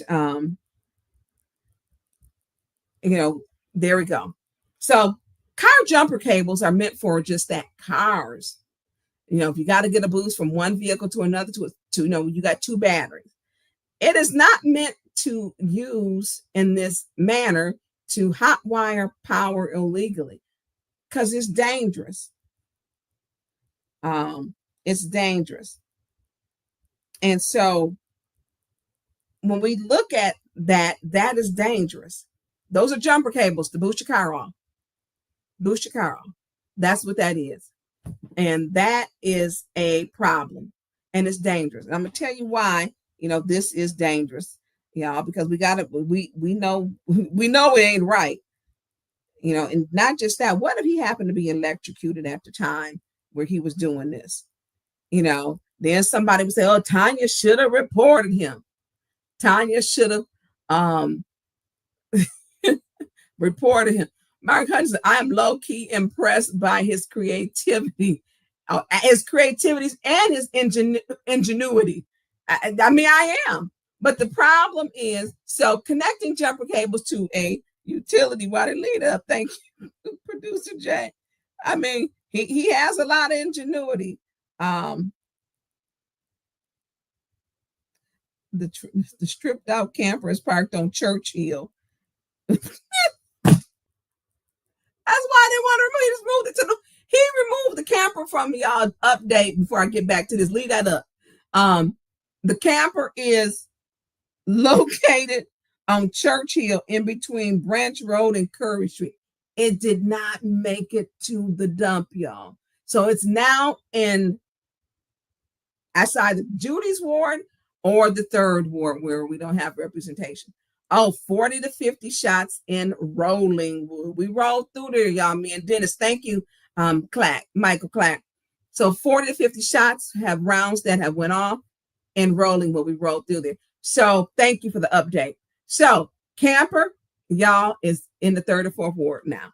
And so That everybody know about that camper. So connecting jumper cable to a utility pole is extremely dangerous and can be fatal due to the high voltage electricity running through them. You should never attempt to do this. Instead, call 911. Wait for a qualified professional. But y'all, we know he was stealing power. He was borrowing power. Let's say that. Here's why it's so dangerous. High voltage utility poles can carry voltage electricity, which can cause severe burns, electrocution, y'all, and death. Unpredictable electrical flow. The electric current's path can become unpredictable if you damage or disrupt the utility equipment, potentially making the ground, vehicles, and other equipment electrified. Potential fire. This voltage can cause fires. So let's put up where I'm going to tell y'all, I had a whole house, 2727 Berkeley. It's another one, where it's the basement there in red. Those are his wires, his ingenuity, and it's MacGyver. I guess like he's a MacGyver. And so there should be, I put them in red, and it should be 3. One of the things I had to resend them. And so this is what happens when you use jumper cables. Okay. I had known scrap. I was late to a couple of meetings because a couple of times on my way to work, I would see what do scrappers do? They scrap. So, I mean, literally, y'all, they had chopped down the trees in front of the house to burn wood. They had drug issues. People tried to help them. They had drug issues. So what they did, this is the house next door. Okay, let's do the next one. That was burnt up, on total loss for that house, complete loss. The house that had the jumper cable was burned down to the ground. Ain't nothing there but the steps. So you can step right up to the house that used to have. It was, there you go. I don't know, can we blow that up? It's gone. Jumper cables produce fires, electrical currents you can't control. The house burned down to inside of the basement. It's gone. And burnt the garage too. Garage gone too. It was a garage that was there. And behind that house, we had pulled out 5 stolen cars. They were scrappers. These were squatters. We had pulled out 5 cars. And unfortunately, these things take so long to do. Take so long. So why you don't put jumper cables and take power electrically? Because you're going to burn your house down and your neighbor's house down. Can you put the other picture up? I think there was one more in that series of 3. Yeah, Brittany, they burnt that one up too. That one was a total loss. So 5 homes ended up being set on fire. The one that was stealing power, borrowing power, because in Flint, we only want to say nice things. Okay. You only have the front porch there now. That's it. The house gone. Gone. Disappear. So why you don't do this? Because you burn a house down. And they did. Not only did they burn a house down, the one right next to it, 5 houses. Both houses, that house is a complete loss. The one next to it, 2729, a complete loss. The one on the other side is still working on getting it back because they burnt their garage down. And they have a classic car her husband did. It was a Monte Carlo in there. Burnt that down. Burnt the house, the outside, the roof. I mean, it was so bad because when electricity, that current will run along those lines. And so, and it burnt down, set on fire 2 garages behind them. And so you don't steal power because this is what happens. House directly next door, a mom who has 3 children, a married couple have 3 children. They were scared. Someone was beating on their door telling them to get out the house. Okay. House behind, a senior who was homebound. This is why you do not hook up car jumper cables to utility poles to borrow electricity. You don't do it. You don't. And so we know, and I talk to these guys. Like I said, I talk to these people. People are like, oh, you have to. I used to talk to them. I'm like, no, what are you doing? I'm telling you, they chopped up a whole Yukon, took the whole thing off the frame, flipped it over in the yard next door. I was like, y'all can't do this. Neighbors calling me. Y'all know how many calls I was getting? All the time. All the time. So thank you. Brittany says, I'm surprised that there needs to be a PCA for Brittany. Thank you. Because there are people who saying, what's wrong with him stealing electricity? Because you can die stealing it. Hello?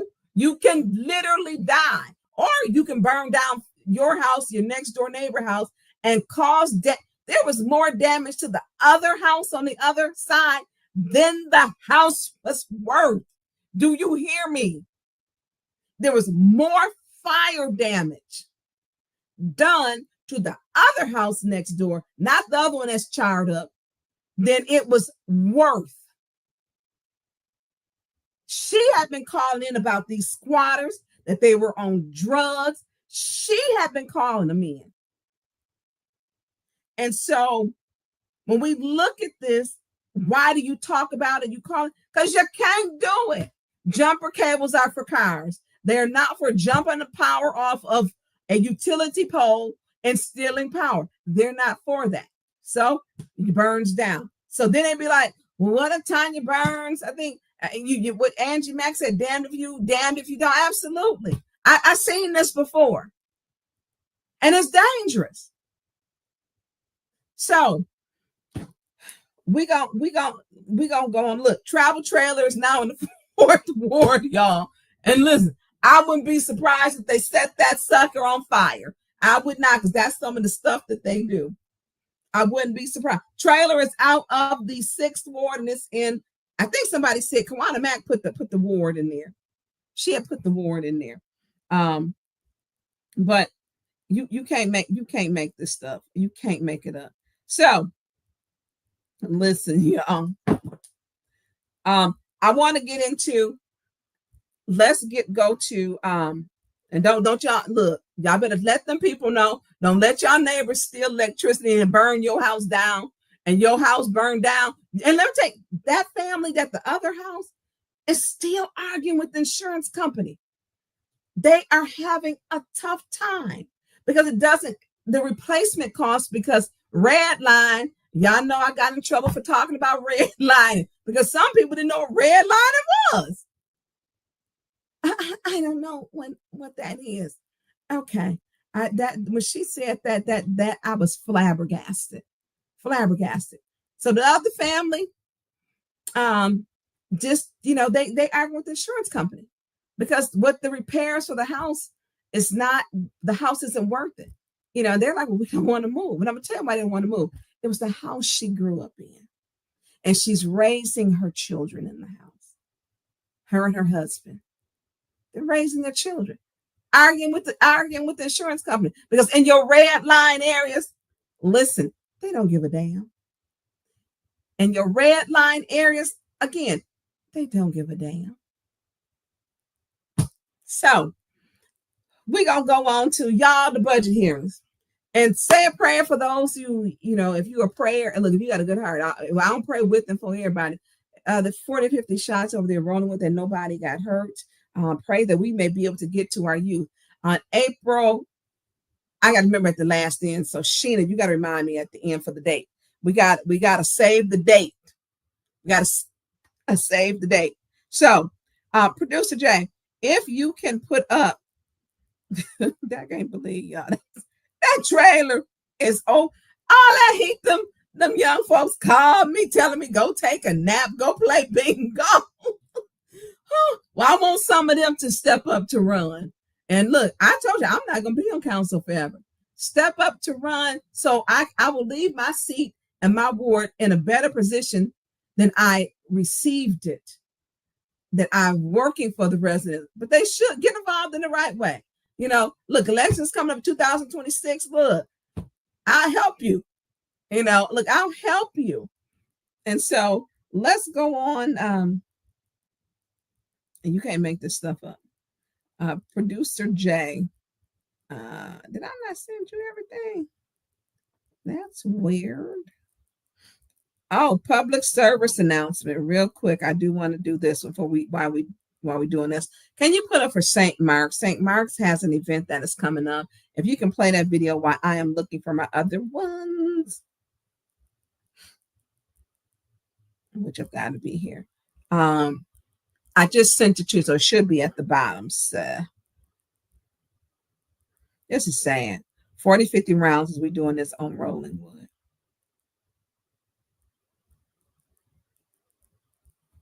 Did I not send that to you? And it was supposed to. Huh. Okay. If you can put that one up, it should be at the bottom. And then I'm going to resend you these other ones. Because y'all know I was busy doing stuff. And listen. And look, y'all click like and share. And thank y'all for being here. And listen, and we can tip the producer because we got some important stuff. Producer J, $1.1987. If we can tip the producer, that would be wonderful. Wonderful. Without sunshine, a life without dreams is like a fish without water. A life without dreams is like a marriage without love. A life without dreams is like a relationship without communication. A life without dreams is like a monkey without a jungle. You get ready to get. A life without dreams is like greens with no cornbread. Terrible. A life without dreams is like a flower without sunshine. A life without dreams is like a fish without water. A life without dreams is like a marriage without love. A life without dreams is like a relationship without communication. A life without dreams is like a monkey without a jungle. You get ready to get. A life without dreams is like greens with no cornbread. Terrible.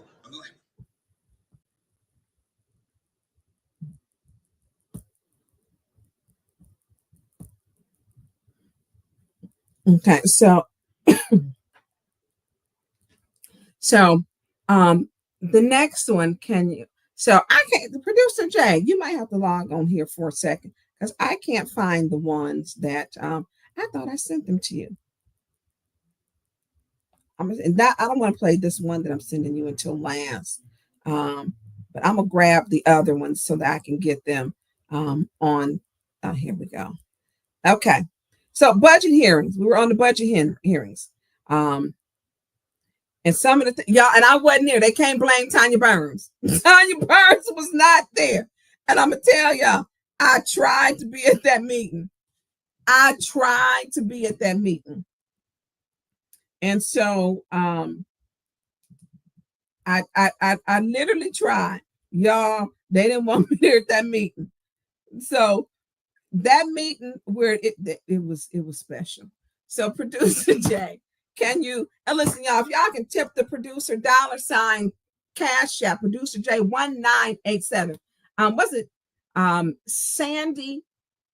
Thank you. Sandy sent $20. That was what I sent 25 back over to you, producer J. Sandy sent that. Sandy Brooke. So that is who that was from. I was tied up. You text me, and that's who that was from. So let's do this. You can put whichever one. Let's start with Neely administration unprepared to answer questions. That was the one with JWC. Thank you to 810 Flint because y'all do a good job of producing and putting stuff out there. I'm sorry. Listen, y'all don't text me while I'm doing my show. Please don't do that because I'm really trying to do my show. Don't do that. So we're going to have a little later a couple of more service announcements with forums that are coming up. But right now, producer Jay, you got the flow. I don't have that video.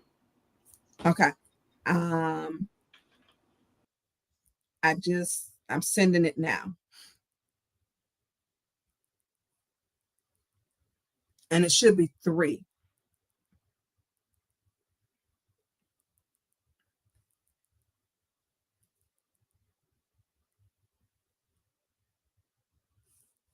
Should be 3.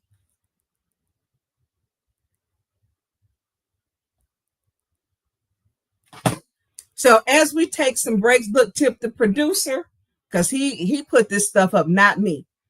And we're gonna keep it moving. We got a couple more public service numbers once we get did it show up for you? No, I'm looking for. I don't see it. Why is it not coming to you? It's not coming. Look, let me go to this other one because it should. I'm gonna have to send it to you from something. No. Okay, do me a favor. You got 2 forums coming up this week. You have a forum, and I don't have one of them. And so if they need to send that one to me while I'm looking up this,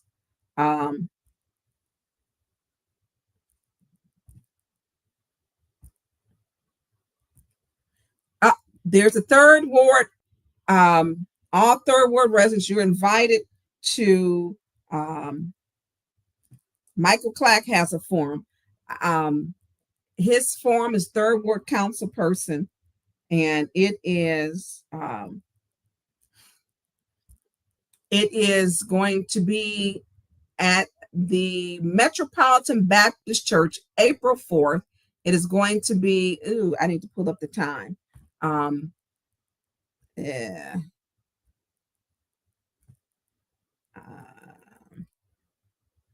And listen, if y'all don't give me this stuff before I go in, don't text me during it because it throws everything off. Don't do that, please.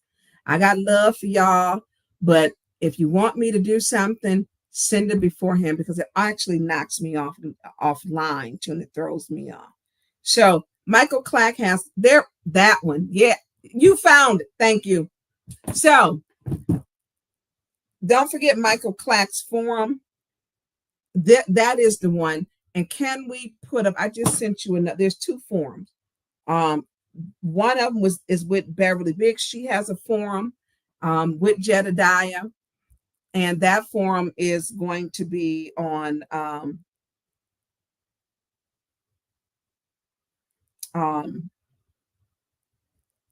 that one is going to be April 2nd. You have Jedediah that will be giving us. I think someone said he was on his way driving here.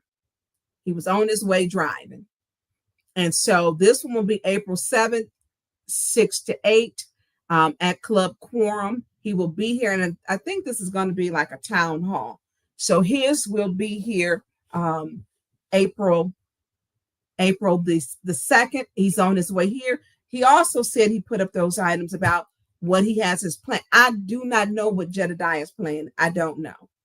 I know he supports Beverly Biggs. I don't know what his plan is when he put that up there because he ain't shared it with me. So he has a forum this April 2nd, 6 to 8, Club Quorum, Saginaw Street, right next to Burston, and is with us. Investigate and advocate. So let's start with Councilwoman Winfrey Carter.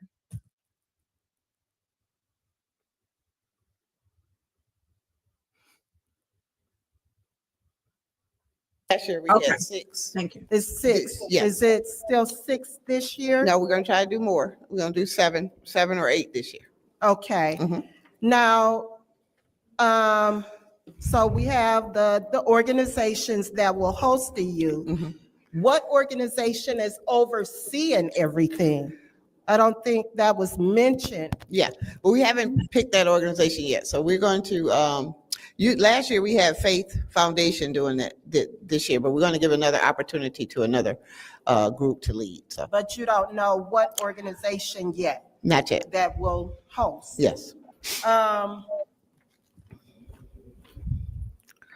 Well, I would want to know the organization that's hosting the overall project as far as. We have a couple of choices between the United Way and Metro Community Development. So we're looking at those 2. You're looking at those 2. When will you know for sure? After we pass it, then we can ask them to do it for us. I just don't understand why the organization wasn't selected beforehand.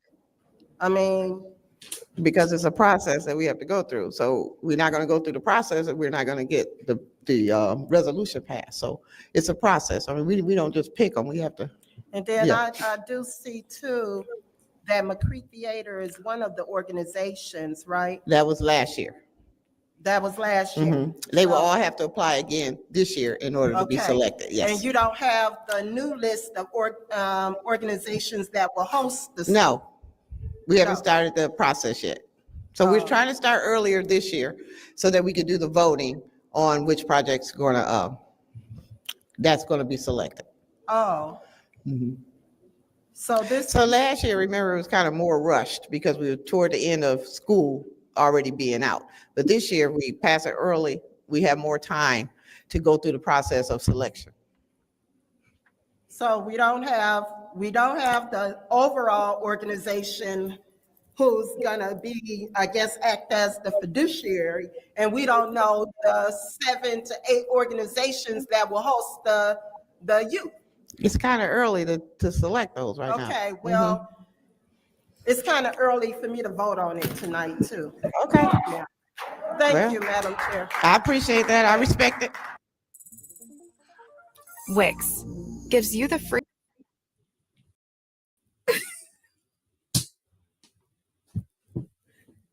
Okay, Producer J. JWC, Jamila, y'all get y'all mama.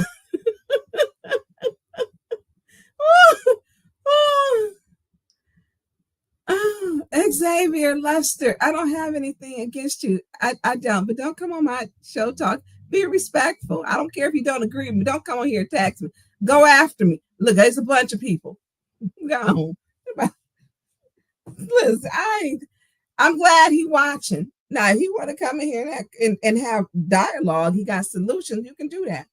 But you ain't gonna come in here and cut up in my stuff. No, I didn't do that with my children. I ain't gonna play with no grown adults. No. So back to JWC, because I'm not getting thrown off. Wait a minute, Jamila, y'all get your mama. Because she said, did she get smart with me? JWC, she said, well, we don't do that beforehand. We don't select, who we're going to deal with beforehand. The information in the packets were for the same nonprofits we dealt with last year. The same ones last year. So when JWC said, well, she's like, now, I like Shelley now, but Shelley, come on. When you said, it was just kind of early for that. And JWC said, it's kind of early for me to vote on that. Y'all can't blame that stuff on Tonya Burns. She was not there. I tried to make it there. I really tried to make it there. And so, and when you try to make it there, it was just the whole thing. I had a medical emergency with my mother. I'm gonna do what I have to do. I'm not gonna be apologetic about it. And I had to have help. That's when I actually needed to get my mother home from the medical emergency. I actually had to call Arthur Woodson, and I asked him, look, do you have your hero cape on today? Literally. He was like, what's up? And I said, I need some help with my mother. And he actually was there before I got there. It was difficult for her to get up into my vehicle when I needed help getting her from the vehicle and getting her into the house and getting her situated. And then to make sure her caregiver was there. And so he showed up. Now, this part, I've never seen Arthur Woodson be so gentle and just, he was remarkable. And for that, we argued. We've had some terrible arguments that were live on social media. We don't always agree, but he helped me with my mother. He helps everybody. For that part, I appreciate him because it was the gentleness that he had with her. And she was thankful because I didn't want to, I needed help. And my mother's had, she said she's got some strokes and dealing with that. It's tough as our parents' age. And the hardest to him. So I was trying to get there. I did call JWC. I gave her, we had talked. I said, hey, please ask some of my questions. And so she asked everything. And she, look, y'all, he got on a tie. He got a tie. Look, that's the gentle giant when it comes to the seniors. When it comes to the seniors, he's a gentle giant. And I appreciate him helping me to get her situated because I had not planned for this. And it was a lot. I appreciate him for that. So I called JWC. I said, I won't be going. I've got to deal with my mother. And she said, nope, I understand, And so, but I was watching, I was so happy. I mean, they handled things correctly. She asked the questions. I had just a few questions. She had several questions and she handled it.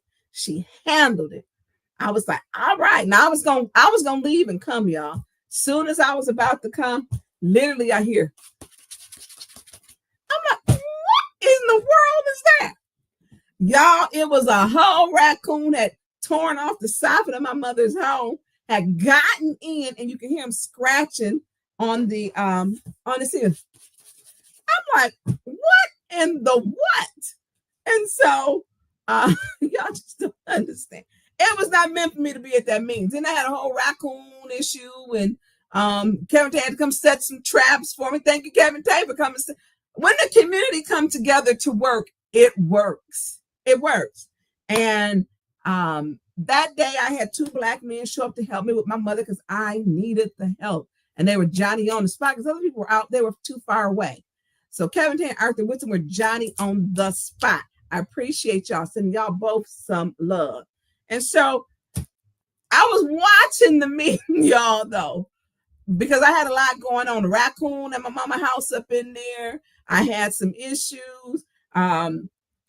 It was a mess. There was a lot going on. And so Jerry and them handled that meeting and they did a wonderful job. So kudos to my colleagues, Dennis Pfeiffer, Jerry Winfrey Carter, for handling and asking the questions that needed to be asked. And and they did it. So I'm proud of y'all. I was like, oh yeah. But y'all, I couldn't even come look. As soon as I thought I was gonna leave, the raccoon was in the attic. I don't know what it is with these pets, with my mother's house, my house, and they ain't even home now. And so I'm like, ugh. So, but producer Jack, those are not sending, and I don't know why they're not sending. I can't even tell you why. Because there's another one, there's another 2 of them that I wanted to go over, and I am going to, I guess, send them through another way because that wasn't working. I want to do Dennis's next. I'm gonna send it to you another way. You don't have to send it. Oh, let's roll the tape, producer Jay.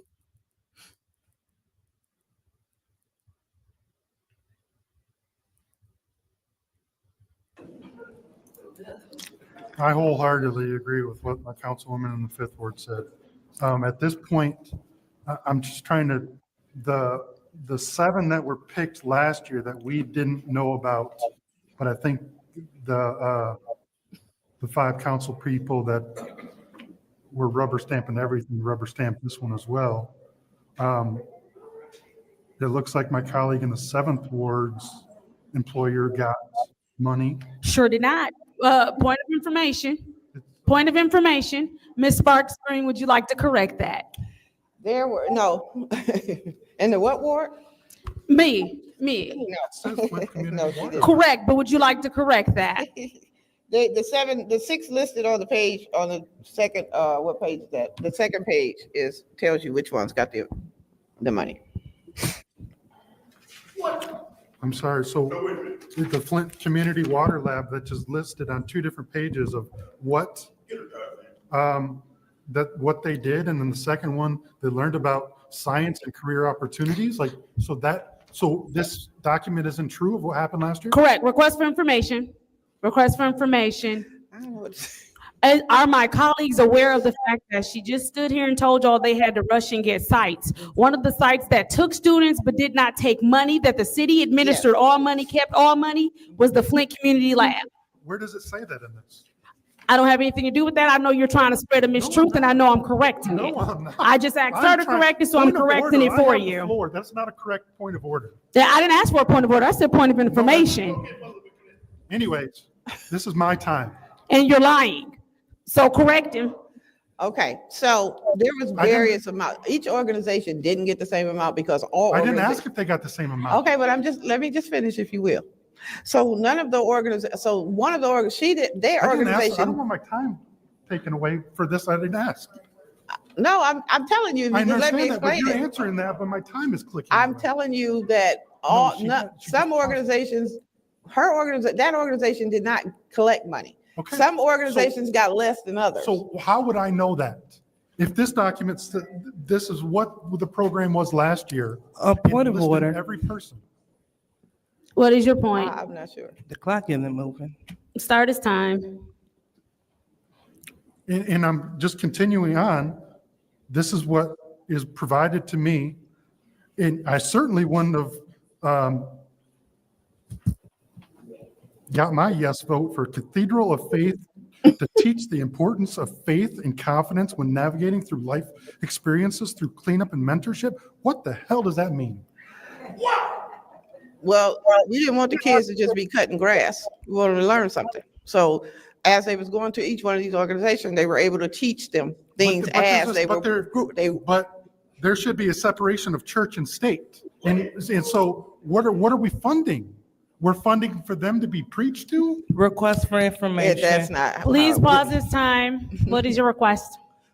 Is my colleague aware that at Cathedral of Faith that they run day camps and day cares and different youth activities that's totally separate from the church entity? That's what he's trying to figure out now. That Thank is you. not what this says. I read what they are saying that this did. So I'm not going to take up the rest of my time because this is nonsense until you can tell me who is getting the money, what they're going to be doing, how many people they're going to hire, how much dollar per hour they're going to hire. This is not going to get my vote. Thank you. That information is in there. Thank you. Is there anyone else who would like the floor in the first round of discussion? Councilwoman in the second ward. Thank you, Ms. Barthbrain. You can continue to speak. The information about how we pay the kids and the organizations is in there. And it was in there from last year, the same thing. And so I don't understand. I mean, I just think that you can't put the cart before the horse. Okay, so if we don't pass this resolution and we get out there and get all these people excited about it, then you don't pass it. Don't you need to have the money first before you start working with? I mean, that's how I would think. All right, thank you. You know, summer is something that young people should look forward to and not dread, especially over here on the north side. I don't know how we're living over there in the 8th ward. I don't know how we're living over there in some parts of the 5th ward. But I know that people are getting homes shot up. Young people are dying daily. And it's crazy that we have colleagues that are, this is not the first time, but the second time they're talking about blocking money. Please pause the time. What's your request? So this money is only going to help your ward? Well, let me tell you where the violence is coming from. Let's see. Great point.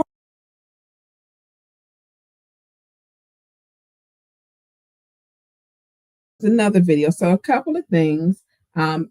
It's, requests for information. They changed. Oh, thank you, producer Jay. A couple of things. They changed it from request from point of information to request for information. Candace was rude. And they bring these, do the work before you bring it to us to fix your they use that 5 votes. They don't care, as long as they have the 5 votes. And so when they were challenged with how the program would be set up, how much they're going to be making and be paid, these were valid questions that they had. These questions were very valid. They were valid, and they should have asked them, how long is the employment going to be? They put a packet in there with some information from last year and expected that to be actually gone by this year. You can't expect that. That's just ridiculous. And so one of them, I think when Dennis Pfeiffer said he would not be, there should be a separation of church and state. It should. I don't think, and his question and his comments was that he would not be voting to give Cathedral Faith money. And he has a good reason, because that goes back to that, the monkey comments and Liddell calling him a racist ass bitch. Y'all, did we play that video last year? Producer Jay, you got that one? So, why would he vote to support that? Then you had, he's not supporting because of the racist comments. He's also not supporting Bishop Martin because of his other issues that he has had with him. And then that he posted, he made a posting about Dennis, I believe the same day they were saying that, the same day that Liddell had that recording. You did do a short of that, Producer Jay. You did a short. But then in that, I mean, he stated to Liddell, on her page, Bishop Martin, and it's under Christopher Martin, he has stated this racist is way out of line. No one Black would be giving him any voice, should be giving him any voice or any platform of any kind. And that was the statement that, he had made on there. And so, when you're making these type of comments, that's a problem. And I don't know, are we having difficulty, Producer Jay? Liddell Lewis verbally assaults colleague in parking garage. Oh, right.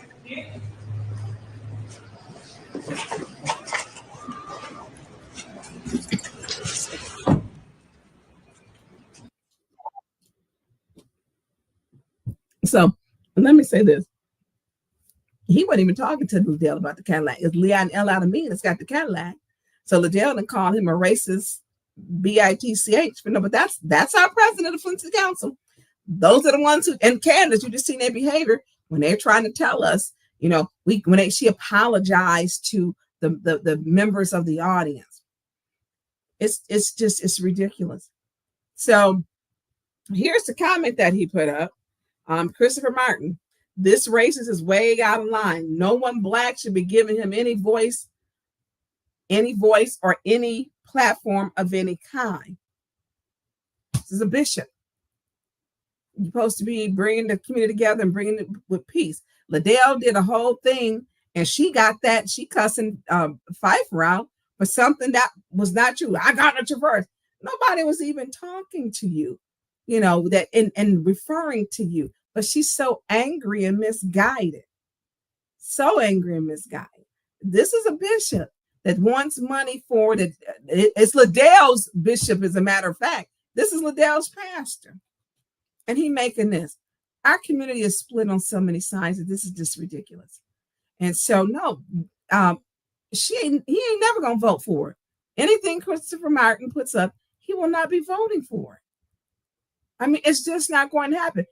Liddell was wrong for calling Pfeiffer again. Now, she called him a racist, bitch, and was wrong. He wasn't even talking about her.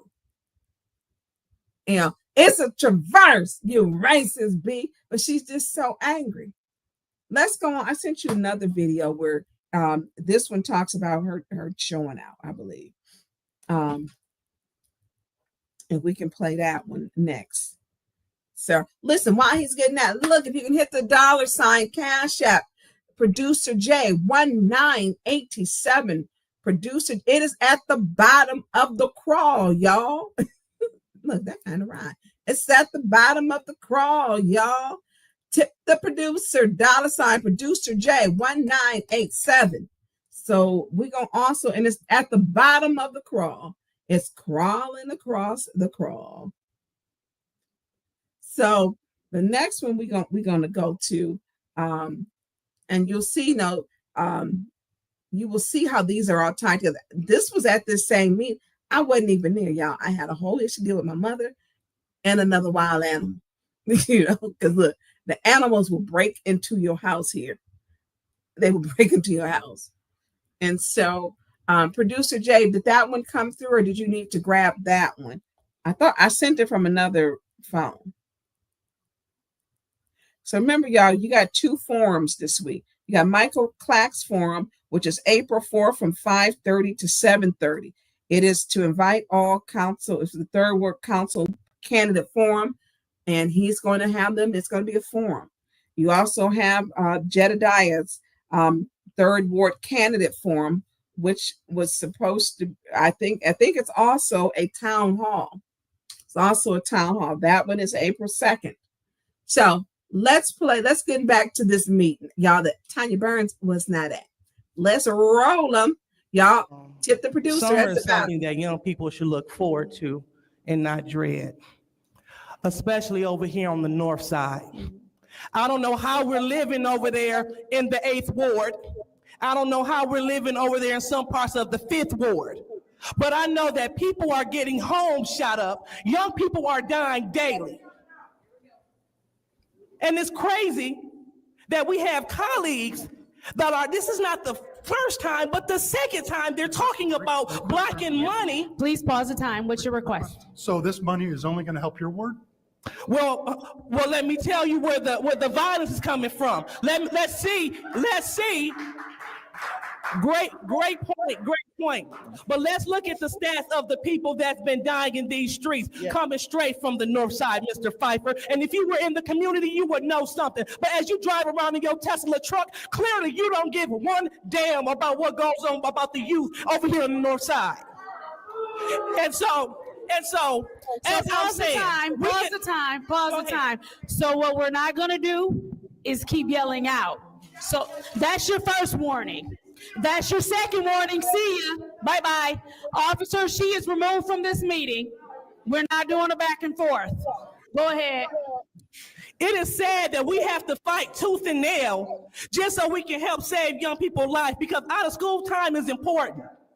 Out of school time is important. These summer jobs last year, what did they do? They kept youth off of the street, gave them something to do. Like the councilman in the first ward said, it provided a level of mentorship. Again, we do apologize that over here that we're not driving around in Tesla trucks. We're not living in big houses. That's not what we're doing over here. Please pause the time. Pause the time. What's your request? We're also not driving around in brand new Cadillacs either. What's your point? What's your point? At no point. I will tell you, it's not his time. It's not his time. It's not his time. It's not his time. Okay, so this is what we're going to do. This is what we're going to do, because this is what we're going to do. This is what we're going to do. Oh, he just said, fuck me. Did you hear that? Just like he jumped at me last meeting. Okay, everybody pause. Mr. Pfeiffer. Mr. Pfeiffer. Mr. Pfeiffer. Y'all heard him say fuck you. You heard it. Hey. Everybody stop for a second. You are removed from the meeting, so you need to leave. That's your first warning. That's your first warning. Ma'am, that's your first warning. That's your first warning. That's your first warning. That's your second warning. You are removed from this meeting.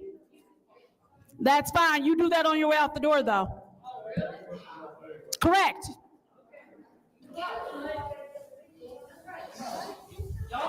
So, listen, it's getting real personal around here. And so what we need to do, hey, pause. Okay, hey, stop.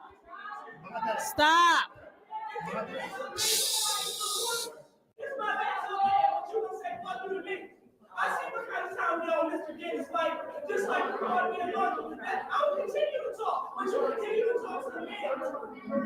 Oh, can everybody please pause? Stop.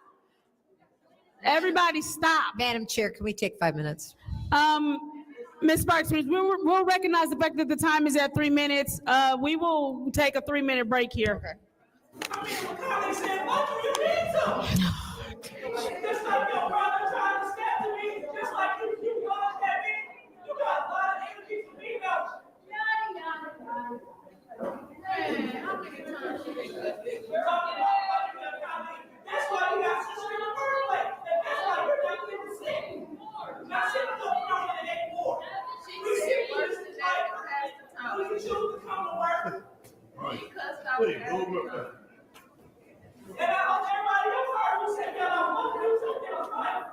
And that's what you said the past 2 hours. Wow!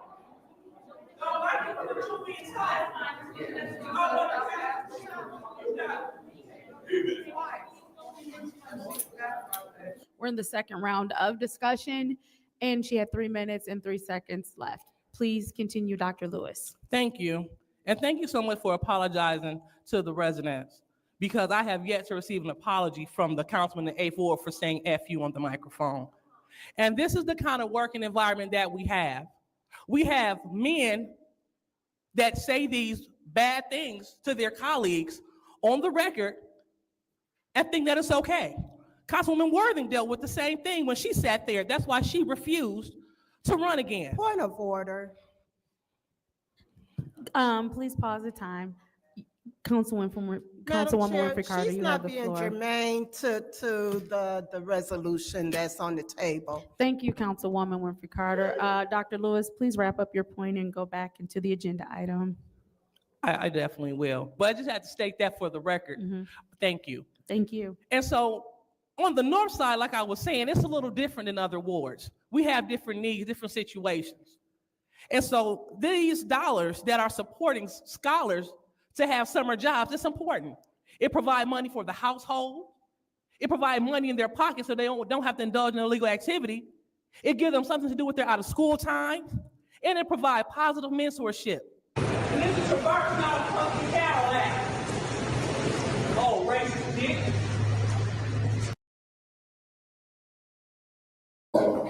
I have rights.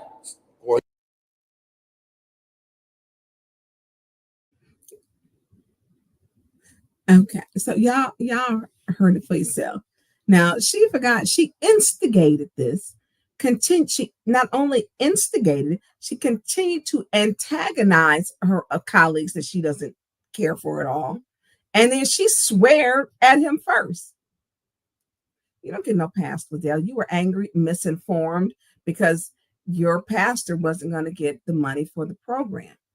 Then you didn't send in the information that you needed. The administration did not have the complete paperwork or couldn't answer the questions. That is a problem. You did so many things wrong on so many levels. One, she continues to make negative comments about her colleagues she doesn't like. Assumed that made a comment, called me a bitch. She said that she didn't want Councilman Jared out there being ignorant. I mean, she is not a nice person. She's not. She makes comments about Councilwoman Winfrey Carter and, we got to stab the tires. Anybody stabbing no tires, so she needs to stop. She gaslights this community. She antagonizes her colleagues and she instigates situations to where she wants you to go off so she can put you out. And so I the other day when I got up and walked out, why? I'm not voting. I'm not going back and forth. That little stupid rule is you all the way back to the candidates, all the way back to the council chamber doors. But she's not in her seat. She'd have to sprint to get up there. That's a goofy rule that needs to be changed.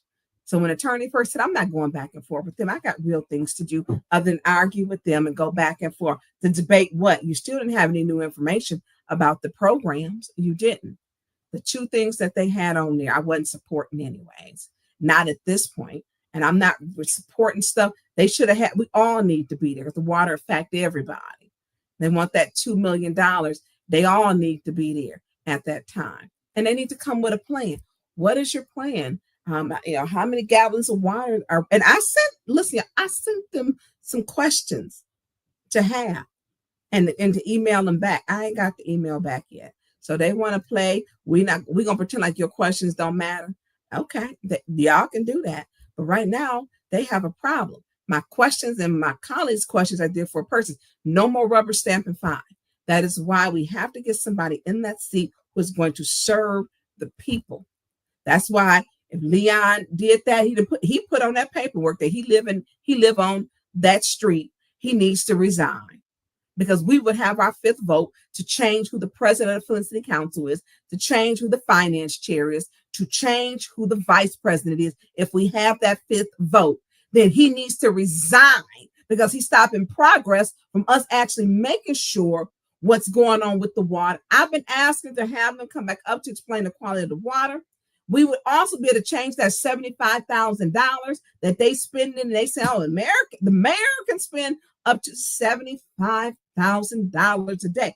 We would be able to get that check because we have 5 votes. So yeah, I don't give a damn about him being mad, because he shouldn't be in there. So he put on there, he living there. He put on there. He's stopping us from taking care of the things. When you're asking why your water clean, if your water clean, can you drink from the faucet? You're asking where your infrastructure is at, asking where the rest of the millions are at from the ARPA funds. He put on there, he don't live there. He lives and it's outside of the city. You can't do it. That's a residency problem. Not only do you have a residency problem, page 10, you're violating the Flint City Charter, using something that's intended for the city using city property other than intended purposes. He's been putting trash in that trash can, using week after week after week after week. He's been using it. Have that vigor and anger for that. Yes, Producer Jay. So what is your council's president's problem? What do you think? Is anybody on here a clinical psychiatrist or a psychologist? You's a nasty black lady. She is not a nice person. She is not. So when I look at that seat, when I see him over there, I see St. Mark's didn't get their money. I see we don't know how much money, because Judy has these convenient mental things. She has selective memory. I see our city could be moving forward, but he's in that seat. He put on there, he lived there. Now, if he don't live there or allegedly, look, they're investigating. So you got 2 people gonna be on it. Jedediah and Kevin Tay. We would not have this problem where we could right ship things, because we'd have 5 votes. And people saying, I wouldn't have put up where he lived. Okay, he wasn't where, according to he's supposed to be on a whole nother street. You putting on the paper, you live on the other, on the same other paper that had your other PPO on. Same address, 3 different PPOs.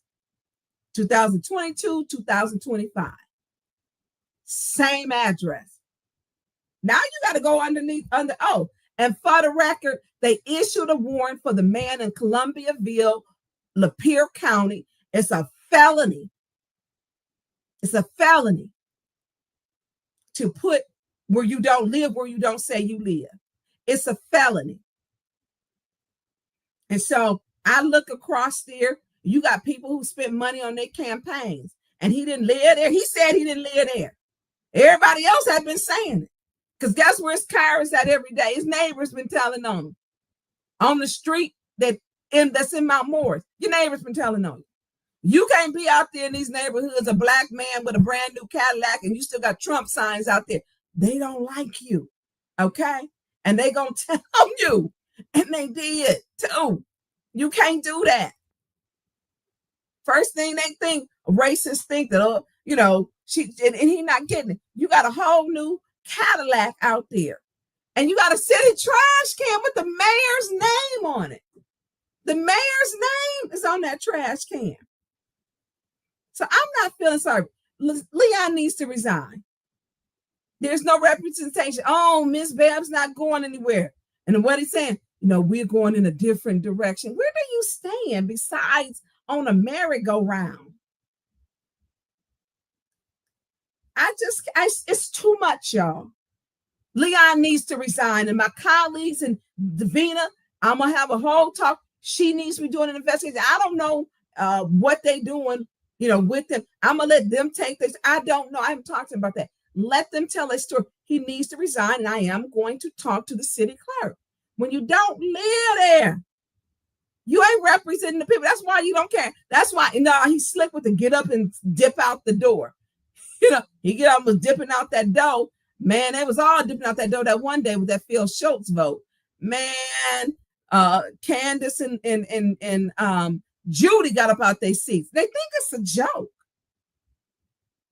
You think it's a joke, but when you want him to fund to do something with his philanthropic dollars, you got your hands out. So Leon needs to resign. Yep, I said it. He needs to resign because we need representation. All this blocking, all this hell we going through, and we could have a real 5th vote and 6th vote. We would be able to pick somebody for the 3rd ward, and we would be able to have St. Mark's food. We'll be able to see, we could take more money and put it to home repair. So when you're talking about ain't enough money for home repair, we could do that. So I said it, and he needs to resign. You put on that paperwork, you live there. And so you need to go run for city council out Mount Morris Township. You said you live in Mount Morris Township, go run for city council Mount Morris Township. Period. That's what he needs to do. And I ain't feeling sorry for him. I know his maid program, he does a great job on them houses. He does a great job on them, a nice job. But you don't live in Flint. Go run for city council on Mount Morris Township. You put it on the paperwork. I didn't. I didn't put it on it. You put it on there. And then they're going to put on it a trash can. Yeah, it's a city trash can. Page 10. That trash can ain't. If you was mad about the laptop with Councilman Mays, you need to be mad about that trash can, because that trash can is the same thing. If you're mad about the laptop, be mad about the trash can. You cannot take city property and use it for unintended purposes other than city purposes. We don't pick up city trash out in Mount Morris Township. We don't even use the same provider. We do not pick up trash in Mount Morris Township.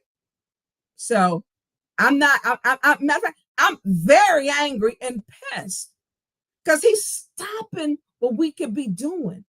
And everybody around here, oh, I wouldn't say anything. Oh, I'm going to be quiet. Why are you living in pure D hell?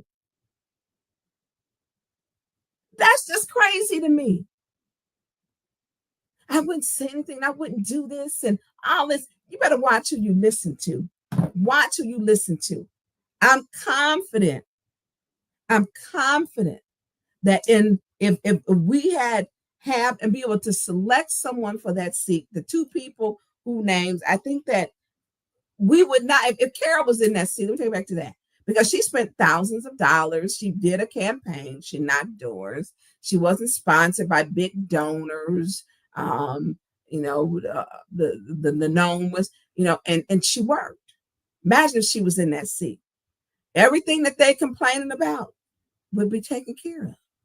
You're giving people passes that are just ridiculous. And they don't think. So, so Producer Jay, we're going to go on. Y'all, we're going to slip right into Hasselbrink that Leon said that Miss Bev ain't never got a word nowhere. The seniors have got it good. We're going to keep them together and We should be trying to get them more funding. So, shout out to Commissioner Delrico Lloyd. Commissioner Delrico Lloyd was able to get a solid vote of all the commissioners present. 8 that were present. 1 was not there, James Avery. And let me tell y'all got to start saying their names. Like everybody was on my live saying my name, but didn't know what they was talking about. Not on my live, but on my Facebook. What we have to do it starts speaking up. If you want your life to change, you got to get involved or get left behind. He promised that with the House of Brink that all of the funding for the senior centers, he would use for programming. None of it would go to salaries. Y'all, Mayor Neely told a lie, okay? All of the funding, he filled out 2 separate applications. One, I think, was like 287, all for salaries. The other was like 100 and one was maybe 286 and 187. I don't have the exact numbers, but I will have those. Everything was for salaries. None of it was for programming for the seniors. The applications he turned in to the county were for all salaries. Now, when she spoke, and we're going to put it up, it was the worst paperwork. Her name is Lynn over Senior Services that she'd ever seen in her 14 years. They say that, there's over 15,000 seniors are going to serve just at one center, McKinley. They said, well, we don't have that many seniors that we service a year in all of the county. So they didn't know what they were doing. I don't know who did that, who did those applications for the county, but she said it was the worst paperwork ever. So let's play because here we are, he didn't tell the truth. It would be for programming, Mayor Neely, all that, everything was for salaries. Whoever filled out that paperwork, that's why you should have kept Faith. Faith would have had the paperwork right. Faith would have been making sure, but you got rid of Faith. Why? Because you didn't like who Faith was working with. You didn't like the fact that Faith was actually working for her community. And so you are being humiliated for lying to the seniors and lying to this community that all that money would go to senior programming. That's not what your application says. It doesn't. All right, let's play the video, please, Producer Jay. Y'all tip the producer. All of you. I've had the opportunity to thoroughly review both applications from the City of Flint for the Eric Mays Flint Senior Center, as well as for the McKinley Senior Center. I have a packet for you that contains both applications, as well as on top is my SWOT analysis of each of the centers. So after reviewing both of them very thoroughly, I found both applications to be incomplete and missing many of the needed documentations. When reviewing, it was found that the senior center applications both were missing professional liability insurance and workman's compensation, the health inspection, a valid building code inspection specifically for the City of Flint Center. The building does not meet the required code regulations as of 10/18/2022. They were also missing the City Council approved minutes and application for the application and budget. The following program requirements that are required by each center were not addressed: lunch, nutritional education programming, legal services, transportation, social services, support groups, and volunteerism. There was also no plan for the procurement of the My Senior Center equipment, which is required. That is the main database that we use to show the participation in each center. There was also an unrealistic projected number of seniors that each of those centers wanted to serve. They were both stating that they were going to serve over 14,300 seniors. That's the total amount all 16 seniors centers serve each year. I was also concerned that their budget that they submitted was not clear, and it was well over the amount of a level 2 or a level 3 center. And one of the other things that was concerning with the City of Flint, there were multiple fire code violations as of 12/26/24, another fire inspection on 2/24/25, and December's violations were still not addressed. It's very similar with the McKinley, with the exception that there absolutely wasn't any building code, fire inspection, or ADA compliance information submitted. They pretty much mirror each other. The other concern is that with the McKinley building not being in operation since 2002, there are 2 centers that are within 2 miles away from that center, potential center, bringing in a possibility of duplication of services. So therefore, based on these issues that we have here, it is my recommendation that the 2 applications not move to committees to be considered for funding. All right. Y'all, let me tell y'all. I can't write down everything she said that was wrong. Let's just say everything. How the city ain't making sure they pass their own fire inspection. The city is over that. Their fire inspectors do it. These are city buildings. Why haven't they done that? This is just crazy. So just some of the things, the budget was over a level tier 2 or 3. Remember I told you, I said one was like 186, the other was like 287,000. There was no program. You heard her say no programming included, no food, no transportation. Now, how you going to feed this? You have to do healthy meals. And they have now, I think, a requirement for hot meals, which comes from the city. They had no building insurance, no liability insurance. They didn't. I'm just gonna tell you, the budget was not clear. But they thought they was serving 15,000 per center for McKinley Center and for this one. Now here's a little caveat. How are they going to make McKinley Center a senior center when it already, I believe, received funding from the Genesee County Conservationists? How are you going to do that? I don't know, y'all. I'm just saying, and so that's something we're looking into. You double dipping into, come on. So, I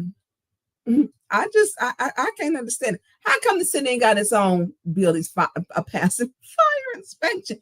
You can't, and it's not funny, y'all. You can't make this up. She said it was the worst paperwork she had seen in 14 years. That's a whole lot of paperwork. If they can't fill out paperwork, should they be running senior centers? Now, I'm going to play the little devil's advocate. Did they want the paperwork to pass, y'all? With all those errors? Did they want the paperwork to pass? I don't think they did. Because then he can go and tell them people that he hired, he can't get no funding. He didn't hire Janice Wiggins, Mrs. Wiggins. He didn't hire James Richardson. He didn't hire a couple other people. Did he want Did he want it to pass with all them errors? I'm gonna say no. Not when all the paper, everything on the application was wrong. That's what I'm just saying. I mean, you couldn't have wanted it. You couldn't have. Thank you, Patrick Jean. I just don't believe he wanted it to pass with all those errors. And it didn't. And it was really, what was embarrassing was all the errors that the county saw that the city did. Y'all know I ain't no fan of Mayor Neely, but it's embarrassing that if you're submitting it, because we got seniors at both places, and if they have funding that can go to both, then let it go to both, because they can only get as a tier a certain amount.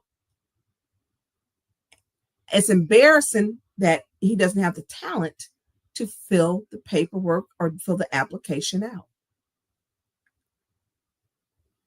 I mean, now they got professional service contracts, and he in budget time. He can tell them now, look, y'all, they won't approve it. I gotta let y'all go. They ain't got their 90 days, so he can tell them they ain't got the 90 days. He can tell them he got to let them go, because that paperwork shouldn't have been that bad. Y'all heard Lynn, and we ain't getting no resolution. That goes back to, and I'm over. That goes back to when you deal with any city building, there is an ordinance that you have to follow. But this council just I ain't never seen nothing like it. I really haven't. And it goes back to anything that is that deals with any city buildings that you have to, or allocation of space, it has to go before city council. And that did not go before city council. It has not. And they asking for, which means it should be a resolution. In the minutes, it'll show that how we voted for it and how the vote was. So the ordinance, which it states 2-3.5, it's city buildings allocation of space. And so how did the county know how they literally, that was humiliating to say, y'all don't know what y'all doing. Thank you, producer Jack, because I can read this. So this was passed in 1991 as a city buildings allocation of space. The city council shall by resolution determine the use of space within city hall and within city buildings adjacent thereto. Such determination of allocation of space shall be made annually in connection with the approval of life, the budget of the city of Flint. We had no budget. You know, we didn't. Every city council has to approve. What was embarrassing that she had that whole list of stuff. I mean, they just didn't have nothing. Y'all, they didn't have nothing. So, Commissioner Del Rico Lloyd, thank you for the call and the conversation that we had, making sure our seniors, you and all the commissioners are taking care of business. And thank you, Lynn, for she probably still in shock over that paperwork. She probably is. So listen, y'all. So that's that. So producer Jay, because look, your girl moving. Look, y'all, I went to the basement when the storms got bad with the straight line winds, just so y'all know. Your girl ain't hanging around trying to see what's happening. So can you one more? There's one more video. If we can play this while I'm looking up for the next one. There is I'll put this one at the bottom. This one is for revival. It's with the purple. And let me see.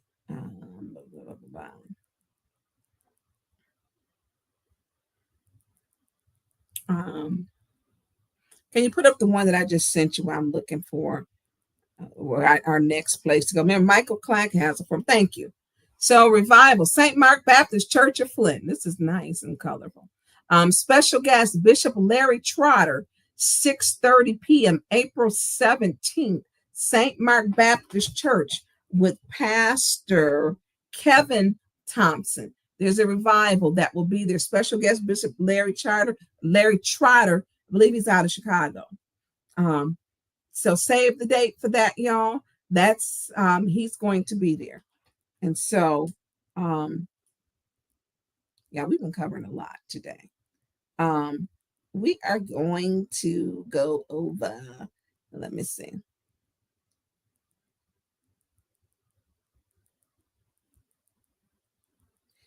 I do appreciate when people are now saying it's not the entire council. You got 4 people who are really fighting for the people, and everyone just keeps saying, "Oh, just forget the whole council." That's happened. You know who's working for. If not, you have, and y'all need to come to council to see what's going on. You need to come to council to see what's going on. So,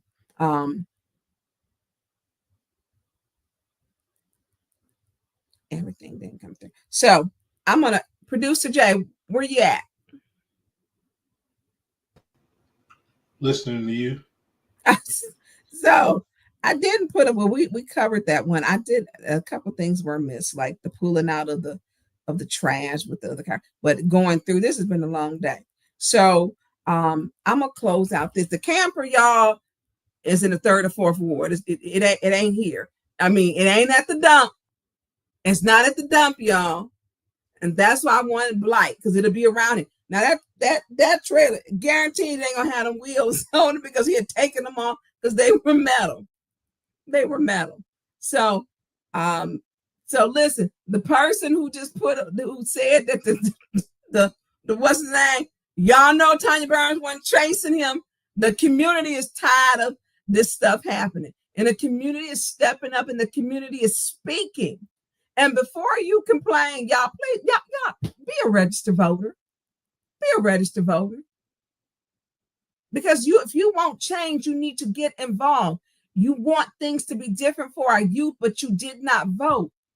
If you don't want your children to have the same trajectory or the same life as you had, get involved. Because their people are voting. And it ain't working. It ain't working. You know, they got their people, they could care less. They all getting checks. Mayor get 140,000. I think his wife get 80,000, then another 10,000 for a like a what do you call it?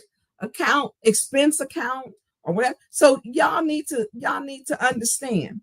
And so I'm gonna close out this. Well, we're gonna close it. We're gonna go over a couple things. So I'm gonna start with this. On Tuesday, 810 Flint, Mickey spent about 2 hours just going in on me with all kind of lies. Number one, I did not play the video on my page. It was taken down. I did not put it on my page. I didn't play it on my show, which was Saturday. We know it was trash day of him, I think Monday or Tuesday. Video had been down. And so as he's peddling lies, because this is what they do. Same thing when he said he was sitting up in the room with me after the election, as he the councilwoman who you know whose podcast is on Saturday.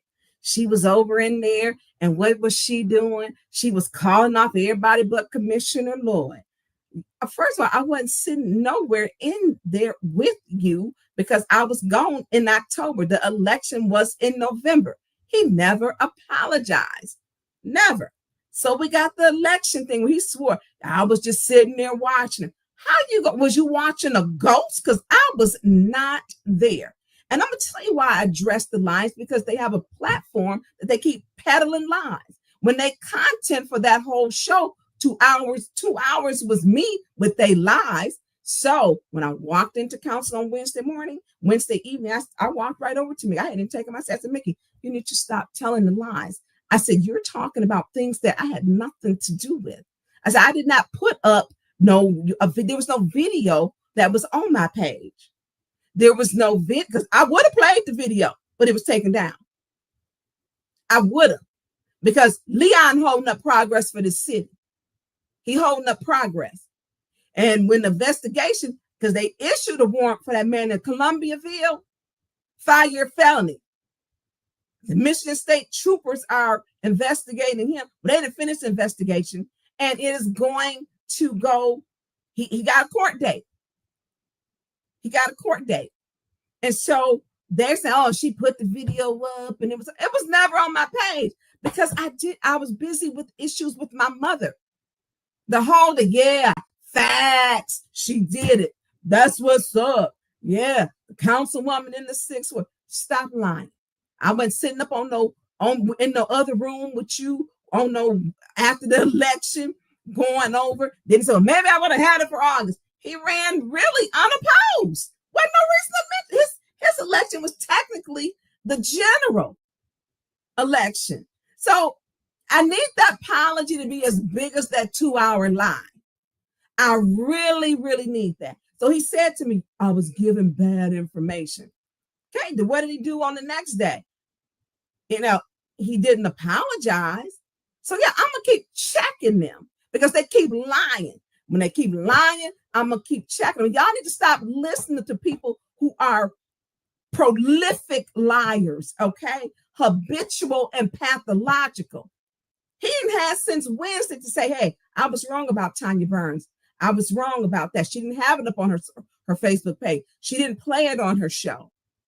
And I ain't sorry. Leon needs to resign. Quit giving these people a pass while you living in pure D hell. You on there telling us we can't drink the water. Do they talk about the water? We ain't got 5 votes because we sitting up letting a squatter in the 1st ward who said he don't live in the 1st ward. Keep doing, sir, your main institute. Sir, your main institute. You were getting all kind of accolades. Keep doing your main institute. But if you didn't have, upon that investigation, your residency wasn't right, resign. Resign now so we ain't got to be bothered with you. Because I'm going to talk about it every day, and the community is too. Resign. You put on there, you live there. So then they go on and say, 5 votes, guess what we do, y'all? We know the water quality. 5 votes we can, and which I've been asking, we don't control the dang on agenda. Which for those who don't understand with the new council rules, because in anything I do, I want to make sure that I'm educating and letting everybody know. And the new council rules, the chair, whoever's over the chair, the clerk just can't put nothing on the agenda. And so I'm waiting on my legal opinion, y'all, because I requested from the city attorney. Ain't got it yet. She moves slow with getting it done. And I can appreciate that. But right now, I need Attorney Gurley to put a rush job on some of this stuff, because some of these rules are out of order. Rule 6.8. Hold on. Items may be placed in any committee by request of a council member. The mayor, clerk, special orders must be approved by the council president or the committee chair. We just can't put nothing on the agenda. And so they need to be understand that. Rule 6.1, city council rules. Y'all, when they keep saying, oh, let's put a motion on the floor and do this, you now have to have the resolution before you do the motion according to these new rules. So they need to quit giving you badass information that don't exist. Get a city charter, get the council rules, get Robert's Rules of Order, and they have a Robert's Rules of Order for Dummies too. That's the name of the book. I'm just saying. It's Robert's Rules of Order for Dummies. And they have, there was the 12th edition also. Rule 6.1, matters shall be placed on the agenda at any meeting by the city council by action of the council president and chairperson of any committee, or at the request of the mayor. This is, y'all, we can't do nothing. They have given themselves complete and absolute power. Okay? Complete.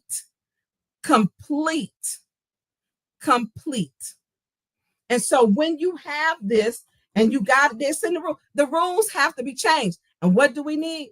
5 votes. We need 5 votes. 5 votes, we can change those rules. The rules have to be changed. Until we get that, that's just a fact. And so when we talk about how they just keep lying on me, let's put it back up. They said I was with Mayor Neely. Can you put, I was one of his, what is it, Charlie girls, or what is it they was, I don't even know what you call it. I'm one of his, what's the name, girls or whatever. I'm like, they need to stop. You know, he is the mayor. I'm gonna do business. If I have to talk to him, deal with him. If I'm not at that point, I ain't been down there since Whittigan was here. So producer Jada, you had the picture. He said, Jack Tripper is winning, and had me down there with a picture with the mayor, Candace, and Liddell. And it just wasn't true. Producer Jay.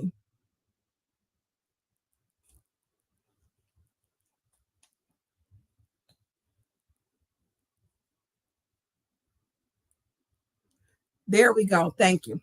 So Tony Wiggins made the post, and he had, actually, I think the post was, you know, he was fair with everybody's picture. I'm gonna give you that. Tony Wiggins, the pictures thing was fair. You didn't just put like we was looking like we was on dope. Okay. So he did some good pictures, you know.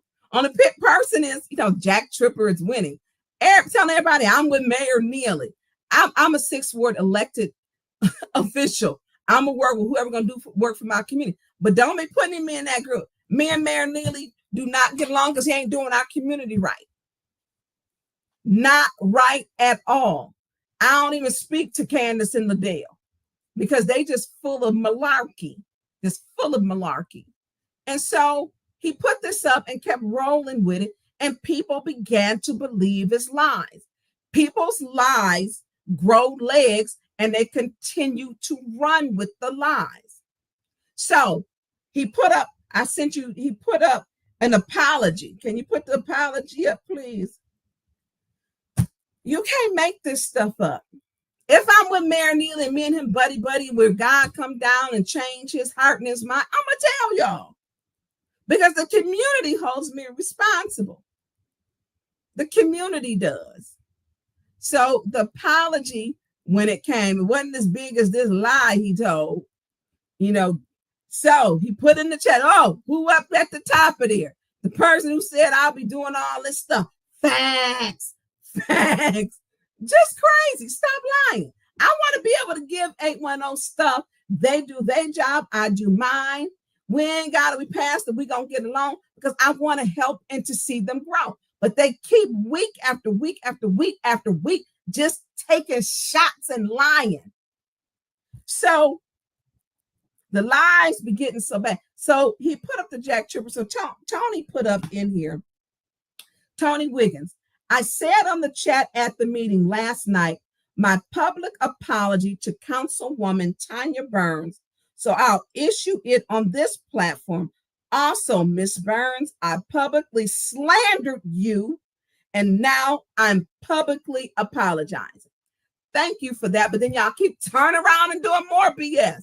So leave that up while I'm talking. So he should have said it to me. They keep putting these lies because they just keep lying. Liars of a feather hang together.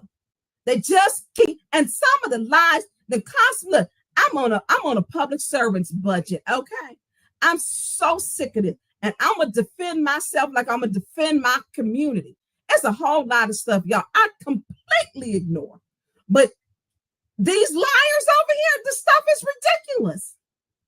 Tony Wiggins, I miss, so I'll issue my apology here.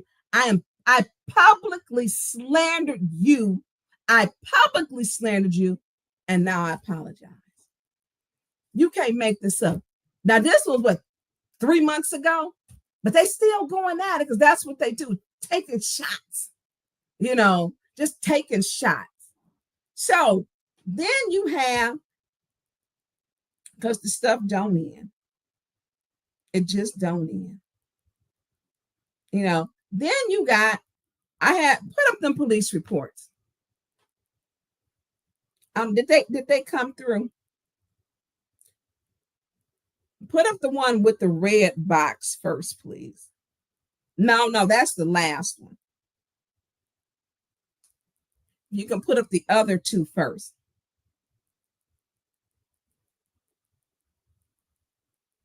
The one with the square on the box, the big square should be first. So Michigan, I told y'all the other one with the big square. So I told y'all I got a call from the Michigan State Trooper that someone had filed a complaint that I was harassing him. Matter of fact, let's take this down. Let's put up the video first because this shows the mental state of some people. And this mess got to stop. Because I told y'all I was going to get the report and share it with you. Can we put that video up? Did that come through to you? I ain't getting no video. I'll have to send it to, let me see if it'll resend it, because y'all know my what's the name be going down. And so I was not there the day I had shootings in my ward. And they caught those people that was on Frank Street. And so I had an emergency meeting for and with my residents and with Chief Green. And I definitely thank Chief Green for showing up because he showed up and they actually caught those people. But it's so many people out here. It's so many. I'm sending that to you. And so you get these people, who do this stuff and they need to stop. I'm sick of it,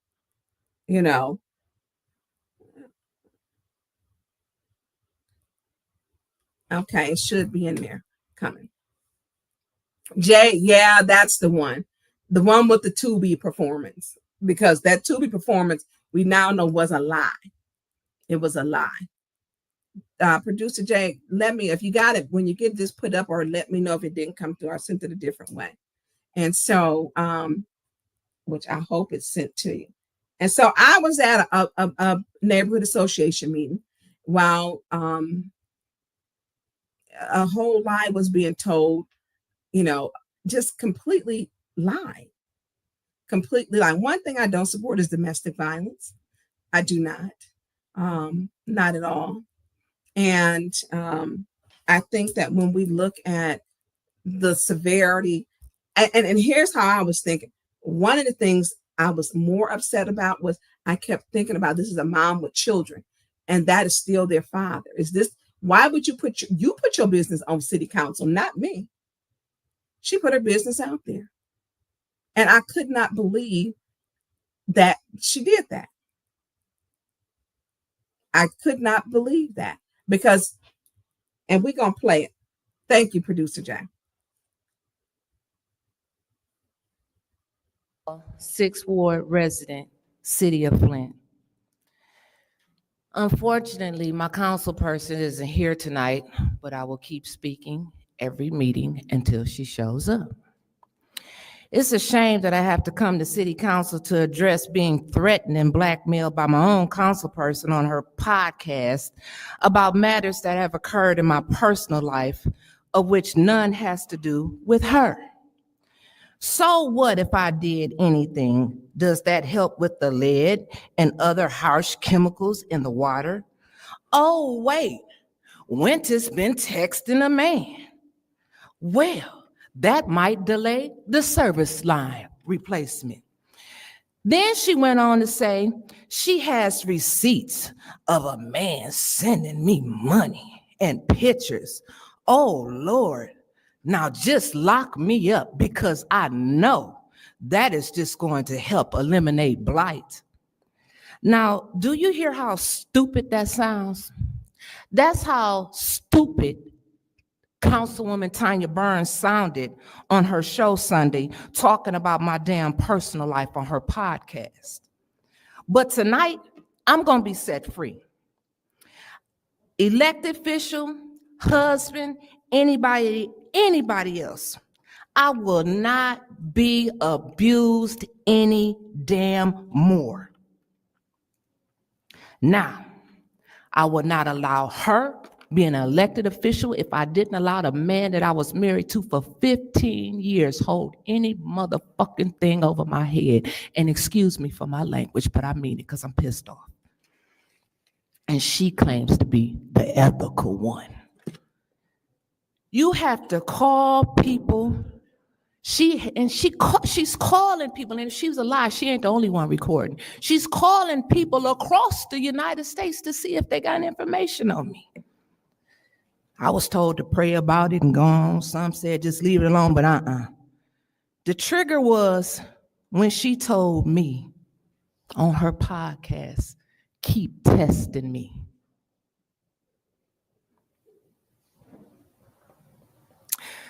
That's the same damn thing that I used to hear at home.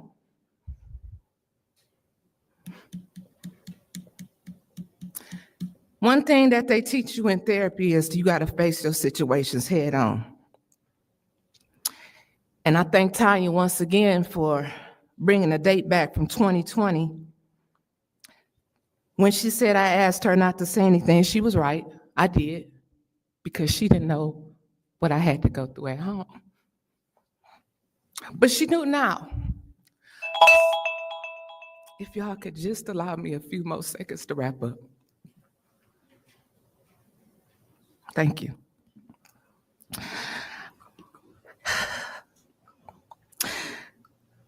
I did ask her not to say anything because, like I said, when I got home, I knew it was going to be a fight for my life. She didn't know then, but she knew now. And she got on that podcast. It's live. It's out there. Y'all can go and watch it, where she solicited. And first she said, I didn't want to see it. It was just sent to me. Then she said, well, send me everything y'all got. And if anybody wants to see it, I'll send it to you. You broke the law. And in case she don't know the laws that she broke, MCL 750.145 and MCL 750.213. Any of my personal business has nothing to do with the city of Flint. Snake bite burns. Stop believing the people who speculate and telling all these lies. And when they said that I was at somebody's house on Father's Day, near Father's Day, yes, I was, to pick up an order. I picked up the order because I support Black business, I support Black products, and I support Black business in my community, absolutely. And I picked it up. This whole convoluted story and lie was just a lie. That person asked me to this day, and that was June 2020, if I would please not say anything. I gave that person my word on what they asked me to not say. Asked me to not say. And I have not. But you keep testing me. Keep testing me if you want to. Because now you got people got sending me all kind of garbage that I don't even want. I don't even want. Stop testing me. That's not my focus. Don't tell no convoluted lies about me. I kept my promise to be quiet on that. And then it's been added more to it. That stuff was just my thing with Jalil is nothing more than I want to know, you know, my it's a private conversation. But we had that, but we have to have cordial conversations. I told him from my seat, I saw the work that you've done. So people need to stop all this trying to incite something and like they just somebody coming to them. No, I'm not coming to nobody with nothing, like I promise y'all. No, I want to have a conversation with Jalil. That's the end of it. Nothing more, nothing less. Simple as that. So people need to stop that garbage. Don't speak. I'm very well at speaking for myself. Hell, I just spoke 5 hours and 16 minutes last week and they was mad about that. So I can speak for myself. I have that quality. God blessed me with that. Okay. I can speak for myself. So my conversation will be private with Jalil. That person, I believe they said had a problem with Jalil. I don't know nothing. Well, I take that back. I do now know because somebody called and told me. But I'm not putting people's businesses out there. I'm not doing that. But stay out of mine, especially when you're wrong. When you're wrong. And let me say this. There will be no apologies. Understand that. I'm not and what you better be lucky is that I didn't go in. I can withstand a whole lot of stuff, and what God brought me from and brought me through. No, don't get on there and try to say somebody over. You better go on and sit down. Go somewhere. Go somewhere. Producer Jack, put up Birth of a Nation. I want to talk about some key things. Thank you. Producer Jay, you that man. When Black men are called predators, you can put it down now. So it's on 810 Flint, and so Winters is in the chat, and so I don't care if she's in the chat. I don't. So she said she took up for my ass last night. Yeah, but you put some bad information out on me. And my point is this: I do what I say I'm gonna do, even when she has called me, and y'all know I don't have a relationship with her. She's a very complex person. Simple as that. I wasn't even elected, and she needed the police. But is she out here saying, people, your friends sending me stuff, your friends, and this stuff is just crazy. So she needed police help. Someone on Flushing Road ran into a fence. Lady was injured, couldn't get police or ambulance, and so she called me, and so. I went there, and first of all, I don't care nothing about your genitals, Winters. You messy, and I don't care who you. I feel sorry for you because even to be on here making those comments is terrible. It's terrible. It's terrible for you to do that. It's terrible. So when she went up there, and I'm not getting into. I don't care who you see. I honestly don't. I don't care who you date. I don't care who you see. I didn't care then. I wasn't even talking to you when you came out, then was talking to me that one day. And I don't care. You got these people talking, not me. And I am going to put up the paperwork.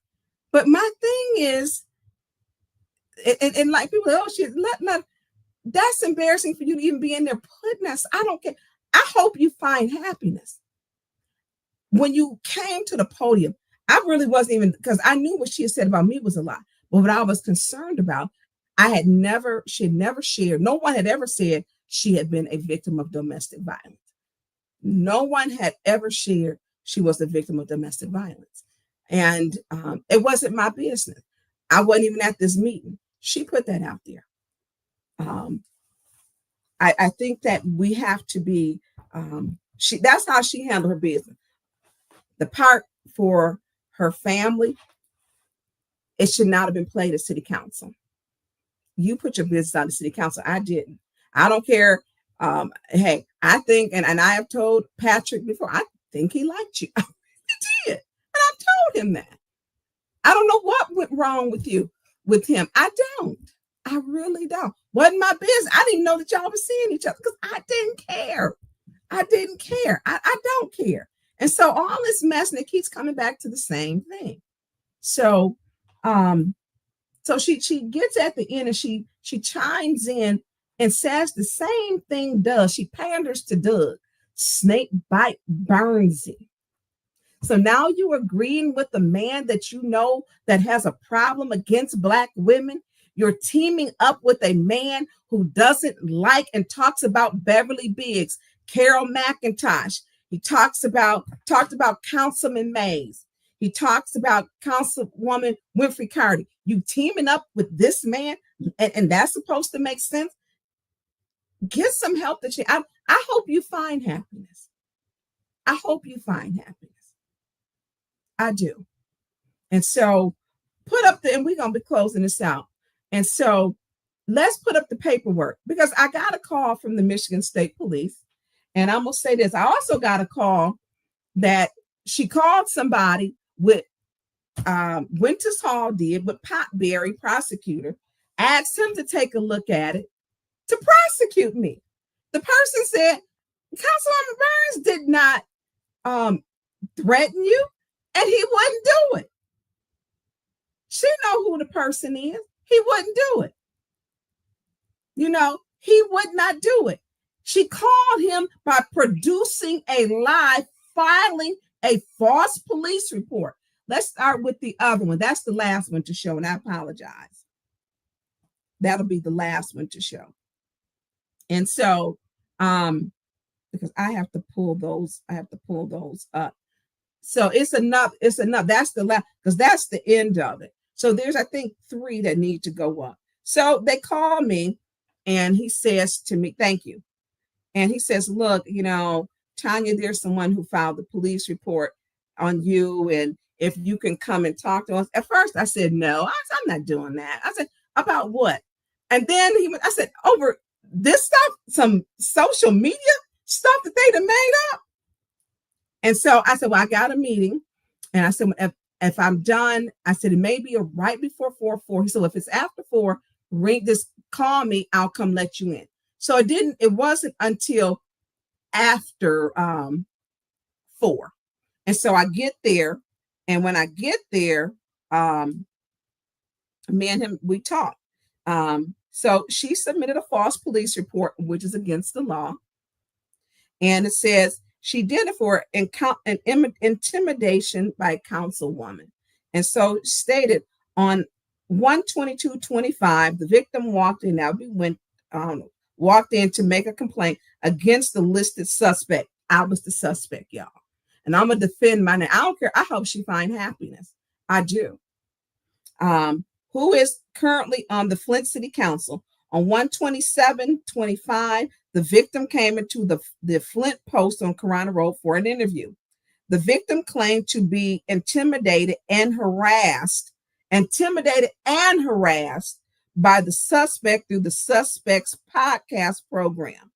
The victim, her is the victim. They redacted that part. This is their redacted. On 1/19/25, same day he called me, I went out there. The suspect was interviewed at the Flint Post regarding the complaint. The suspect denied any possession of photographs or videos of the victim. The suspect denied sending and receiving any videos, photographs of the victim.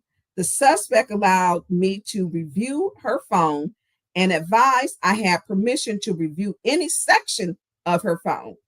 At this point, the investigation, there appears to be no criminal activity according to this complaint. And so at the bottom is information on 1/22, the victim of the complaint identified Winters Earlene Hall. They gave her date of birth, came to the Michigan State Police Office, at the front desk. She was being intimidated harassed by Councilwoman Burns. I received the complaint and contacted Hall. Hall agreed to come in. So I'm in there and I'm talking to, the trooper. And I said, first of all, I don't want to see her videos. I said, that's not, whoever she dated is her, I'm not in her social life. He says, I have you here because she stated There was issues that this person you were seeing, do you feel your life is threatened? I said, by who? The person that she was in a relationship with. I said, no, I'm not. No. He's not threatening me. And let me be clear. Tonya Burns ain't out here trying to see nobody. This ain't my mess. I didn't appreciate her putting me in her mess that she went there. So he was told that this guy had a lot of guns and he had a lot of guns and he was going to hurt me. I said, I'll call him right now. And I did. I'm like, this is just crazy. The extent that you go to destroy, have a conversation with him, not with me. And so I went there voluntarily and I gave him, hey, my phone, I don't want your pictures, your videos, not me. And some of them men saying that they ain't want them either. So I don't want to hear your business is your business. And you really need to stop and pull it in. You keep doing this stuff. You keep coming after me and you put me and my family in jeopardy through your lies. You did this. So on the next page, and it goes through, and I was there for maybe 2.5 hours. I don't remember the amount of time. And so I gave him my phone. So I guess she was claiming I was intimidating over the years. And so he was going back through all the way through my text messages. And he's like, there was no intimidation. He said, wait a minute. You had a birthday last month? I said, yeah, I did. He said, she sent you happy birthday? I said, yeah, she did. You look, I don't, them text messages are there. You know, he said, okay. You don't, you know, I said, yeah, you don't send happy birthday to people who blackmail and intimidate me. And he's reading all of these things. Nothing in there shows intimidation. She made it up because she wanted to come after me to destroy me when you don't defend yourself with people who lie on you.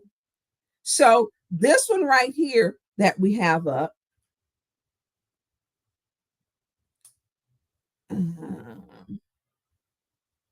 is long. So this breaks down the questions that he asked. So it says, interview with Burns. It says, Burns arrived at the Flint Post and was brought to the interview room. The interview with Burns was recorded and will be available upon request. Below is a summary of the interview with Burns. For a complete interview, so Burns identified herself at the beginning of the interview. Burns mentioned that she was a councilwoman in the city of Flint. I mean, this girl go after you hard when she want to lie on you. Burns knew that knew what the complaint is about because we talked over the phone, me and the trooper. I'm like, let's take care of this. I don't want this to drag on. I don't. It says Burns mentioned a council meeting that Hall was present at and made several false allegations towards her. Burns advised she was not present at the meeting because she doesn't know why Hall would do this. Burns does not know why Hall would do this. Burns said that she does not know Hall that well and only knows her because of campaigns for City of Flint business. I didn't hang with her like that. I don't get in her personal business. I ain't never cared. And I honored when she said to me, you know, and I, you know, I could have done this 2020. I don't care, you know, but keep me out. This stuff is crazy. And it says Burns did mention a shared podcast with Hall that I left 810. Not only did I leave, 21 other people left doing podcasts on there. Okay. 21 other people are not on there. So when we talk about, you know, who done left, everybody left. I mean, we can start naming this. And so block that person with IP. I'm not getting ready to Dennis is fine. And so we're not doing that. My thing is, you can watch 810 News Media Group. You can watch my podcast. You can watch any podcast that you want, Mary Weaver's podcast, Carol's podcast, and Stephanie's podcast. but this is what you don't do. You know, I asked Burns if she had pictures of videos. No, I don't want your videos, and I don't have your pictures. I don't. Burns stated that Hall, when I asked Burns if she knew the person and whatever their business was they I said, and she stated yes, and he was a moderator on her podcast. I mean, ain't you kind of old to be making false police reports? Burns advised she knows Hall and are no longer speaking with each other. I asked if blank had sent or if she had sent pictures or videos of Hall. She advised no. I don't have any pictures. I don't want them. No, thank you. And so the conclusion of this, I don't know, is it a wild goose chase? You know, when she didn't put me on a whole false police report, then went to Potberry, prosecutor, and wanted to have me prosecuted underneath a lie. Yeah, you did this. You did this. You know, this is crazy. It's crazy. You cannot file false police reports. So I need, when she got up there and said that, and Liddell said she understand about being blackmailed, I need Liddell's apology to be just as big as this whole lie about this stuff. I don't care what she's doing. And she shouldn't have on the comments show something's wrong. Who would do that? So the last part, can you put up with the red box? So it says Burns did ask if they shared pictures of video of each other. And she said no, replied, but Burns also mentioned, I asked Burns if she ever called out Hall over her podcast or used her name in a threatful manner. She advised no. Keep testing me is a threat. Stop the nonsense. All this crazy mess she did and be lying on me. I keep showing you how they look, and those are facts. So where are we at with the case? Case status. At this point, the investigation, there appears to be no criminal activity occurring. Halls and Burns are verbal about each other on their various social media platforms. From the investigation, it appears that no pictures or videos of Hall were shared by Burns. At this time, the complaint is unfounded. Unfounded. You wouldn't have filed a whole false police report. Not only that, you filed a false police report with the prosecutor. You went there and called somebody else and asked them to get in with this lie. You can't make this stuff up. You know, I want them to do your podcast. Your podcast, you run every day, Monday through Friday, 9 to 11. There's so much content out there. We're not going to ever get along, me and her.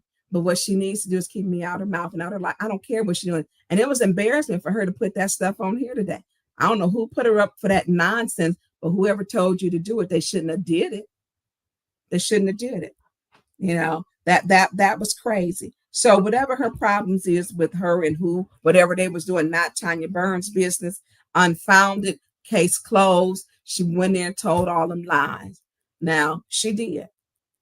She did. You know, I did not do that. And so when they keep coming after people, and especially, you know, people have a right to defend themselves. They have a right. They have a right.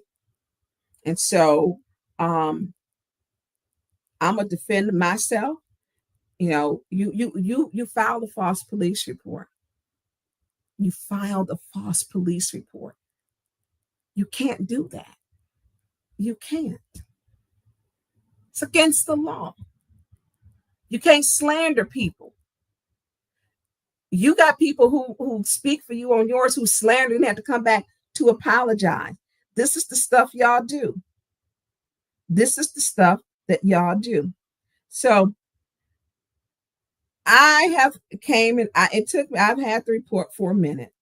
I'm done with it. I hope she's done. I hope she found, I don't care what she find. It ain't my business.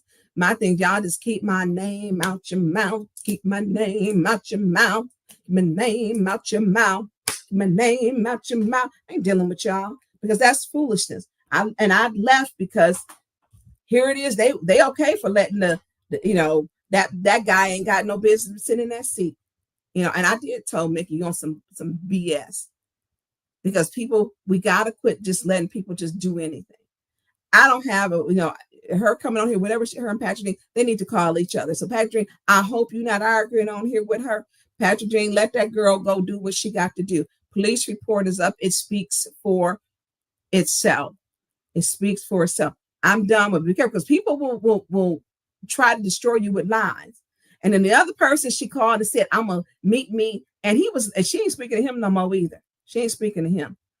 And she shouldn't have did this. This is serious stuff. It's serious stuff. So I did not tell anyone to block her out the chat. And y'all know I can't keep up with the chat. I don't know, producer Jay might have blocked everybody now. So we're gonna have to go into this because I can't see the chat as I'm reading, and it's going really quick. You are childish. Clack called me and said you were blackmailing him. Oh, well, I hope Clack didn't say that, because roll that down. Put that back up. What would do they know what the definition of blackmail is? Do they know? Did Clack say I'm blackmailing? Y'all all need to stop. Where'd that comment go? Producer Jay, I need that comment.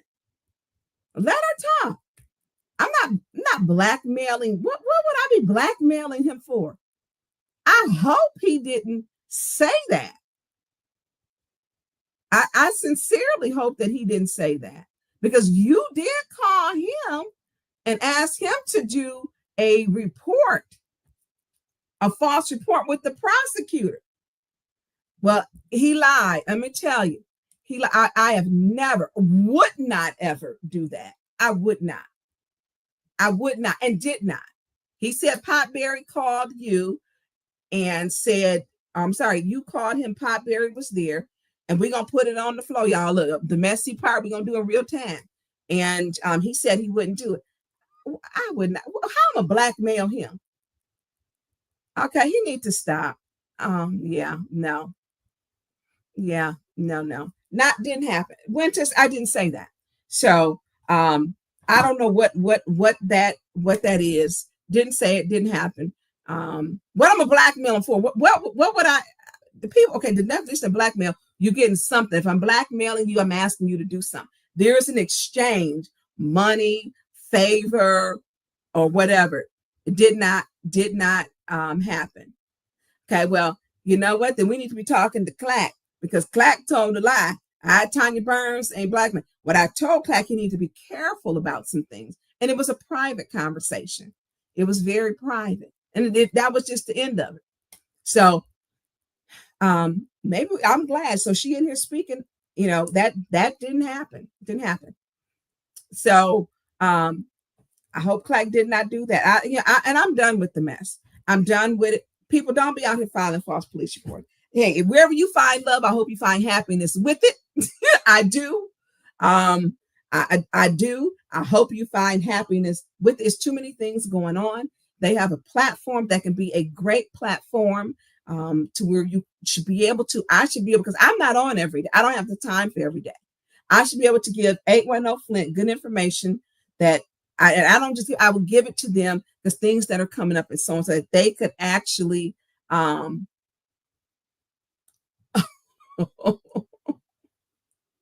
wow. Where you can actually share. They build up their platform. I don't know. I mean, some of this stuff, bad. So I think that, why do you keep bringing my name up? I'm not bringing you. I'm bringing your police report up because I'm done with it. I don't care what you do, Winters. God bless you. I wish you love and happiness. I don't care. So moving on. They need to work that out, what they was doing with the prosecutor. If whoever was filing false police reports with the prosecutor, y'all need to, and you back into that. Yeah, block whoever Kendra is. I'm backing him for what? What is he? Whatever. Okay. Anyways, enough about that. Thank you, Cutter Black. Thank you. Carol Mack is framing a person for a felony and public humiliation. I guess that's cool. That's what they were trying to do. They were trying to frame me for a felony. And I ain't cool with it, y'all. I'm not, and I'm not done with it. I'm not done with it. I'm not. When it was time for me to leave, it was just time for me to leave. I still gave them information afterwards. You know, everybody, you can't, you know, go out to lunch with, eat with. I don't like to do business over dinner. I like for dinner to be fun if it's something like that. He giving you money. Oh God, okay. 11:49, you sitting up there talking about enough. I am not talking. I'm putting up your police reports that you wrote. We're going in personal life and life in the water. Well, help us get those 5 votes, okay? We need somebody in that first ward. So girl, bye, block her. I'm done with her. So anyways, closing out, producer Jay. Jay Pacey said he has a question. What's your question? Put it in the chat. Producer Jay. Winter's got my phone number. If she want to talk, you can call me, Winter's, and we can talk if you want to talk. Producer Jack. Yes. Okay, so I am wrapping this up. And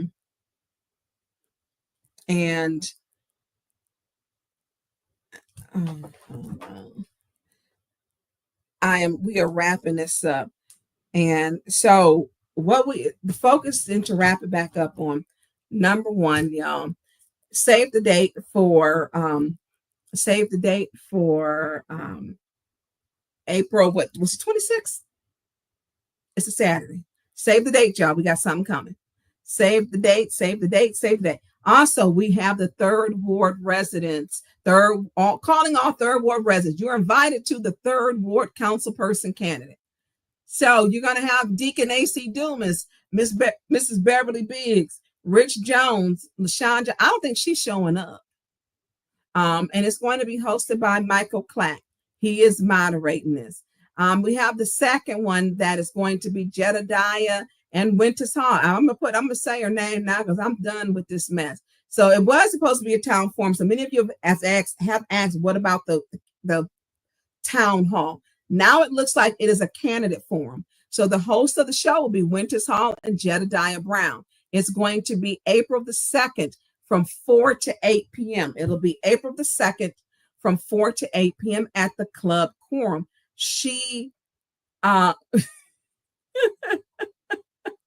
Y'all, God bless her. You know?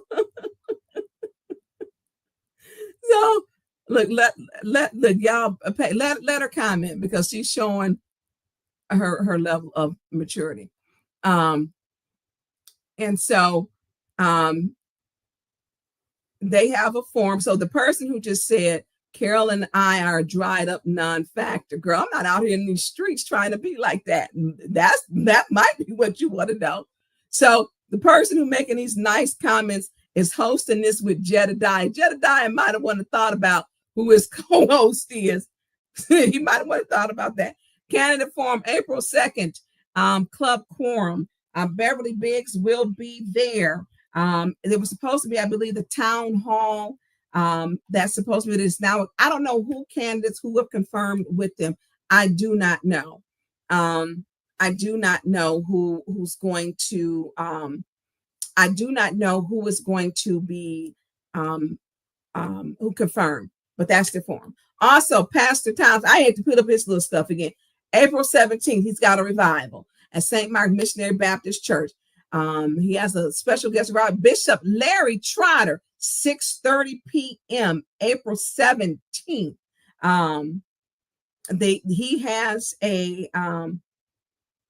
He has a revival at St. Mark. And when you got my number, you can call me. You know I'm up late. You know, it's just time to move on past that. It's really time. And so we have got the revival, so we've got that. And I think is that all of our community announcements, Producer Jay? Is that all our community announcements? So because okay, but look, because I'm a grown ass woman, I can stay up and do what I want to do on my podcast. This is my private time, my private life. So if you don't like it, log off, delete yourself, get rid of yourself. Simple as that. And I'm done with that. So to each and everybody, thank you, Producer Jay, because tonight has been hostile. But we made it through. Look, I ain't gonna say never would have made it with Marvin Sapp. Closed them church doors. Listen, we made it through. We made it through. And so, ooh, y'all cutting up in that. Ooh, wow. Listen, we made it through. Don't do like my look. Y'all go to church and saying close them church doors. We need 40,000. Y'all better tip on out the back door. So 2 forums this week. You got 2 forums. Jedediah forum on Tuesday. You got the forum on Clacks, I think, on Thursday. And I'm gonna let them choose all that out because I'm not in that age bracket that they in, y'all. Look, Auntie gonna go play some bingo. Auntie gonna go have a glass of wine.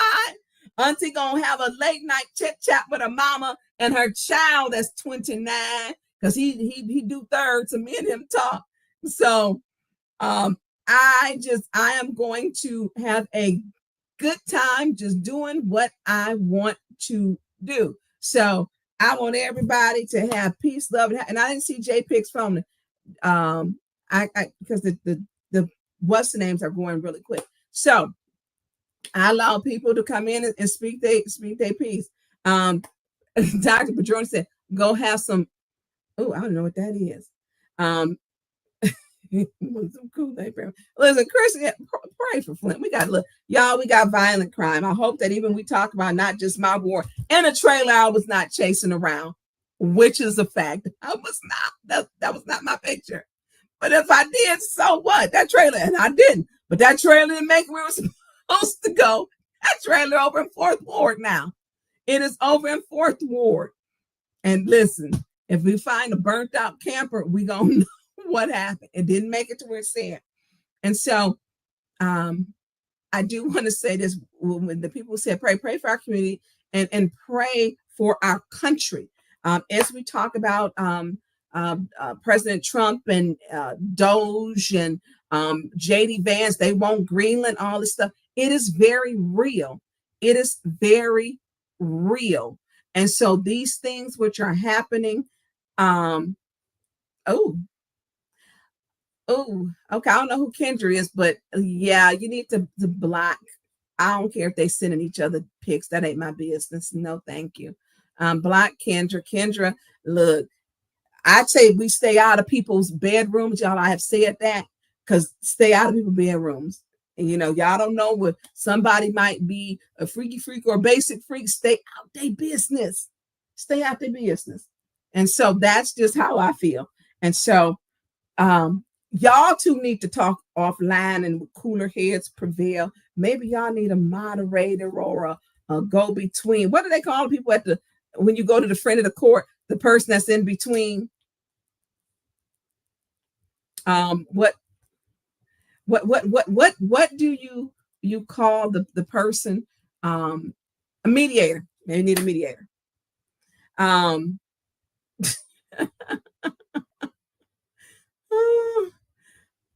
Okay, y'all. We're gonna cut the chat down. Listen, I want to send shouts out to everybody. Thank you for my moderators. We won't be revisiting this again because it's a false police report. And my attorneys, Lambert and Johnson, told me just to let them handle it. And I may reach out to Winters because Winters is a mom and she has lovely children. And I will say that.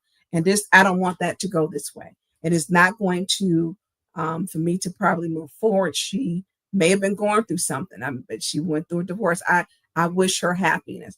I'm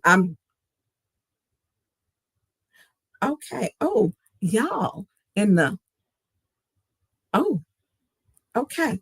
We're gonna shut the chat down. And so Winters, if you want to reach out to me, please do. I did have to take this to my attorney because this stuff is crazy. And now you told me some information I didn't have. And Tanya Burns ain't blackmailing nobody. I promise y'all I'm not. And I don't know if somebody got the definition of blackmail, but it ain't me. I got stuff. Thank you, mediator. Thank you, the Diaz. I get the last name right. So,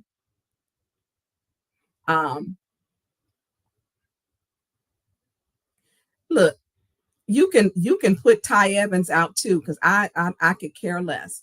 I'm gonna deal with my issues. You can block her. I'm not doing it, because what I'm not gonna do, so you understand, Ty, or whoever you are, I don't go out and put up people in makeup. I mean, you see what they have said.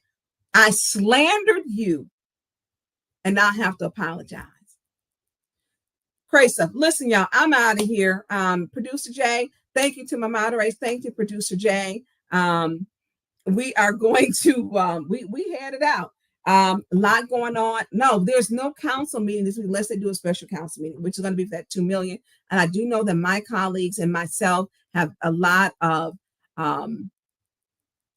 you have to ask Producer Jay, because I don't take donations for me. Okay. So you go play with somebody else. I'm not for your shit tonight. How about that? So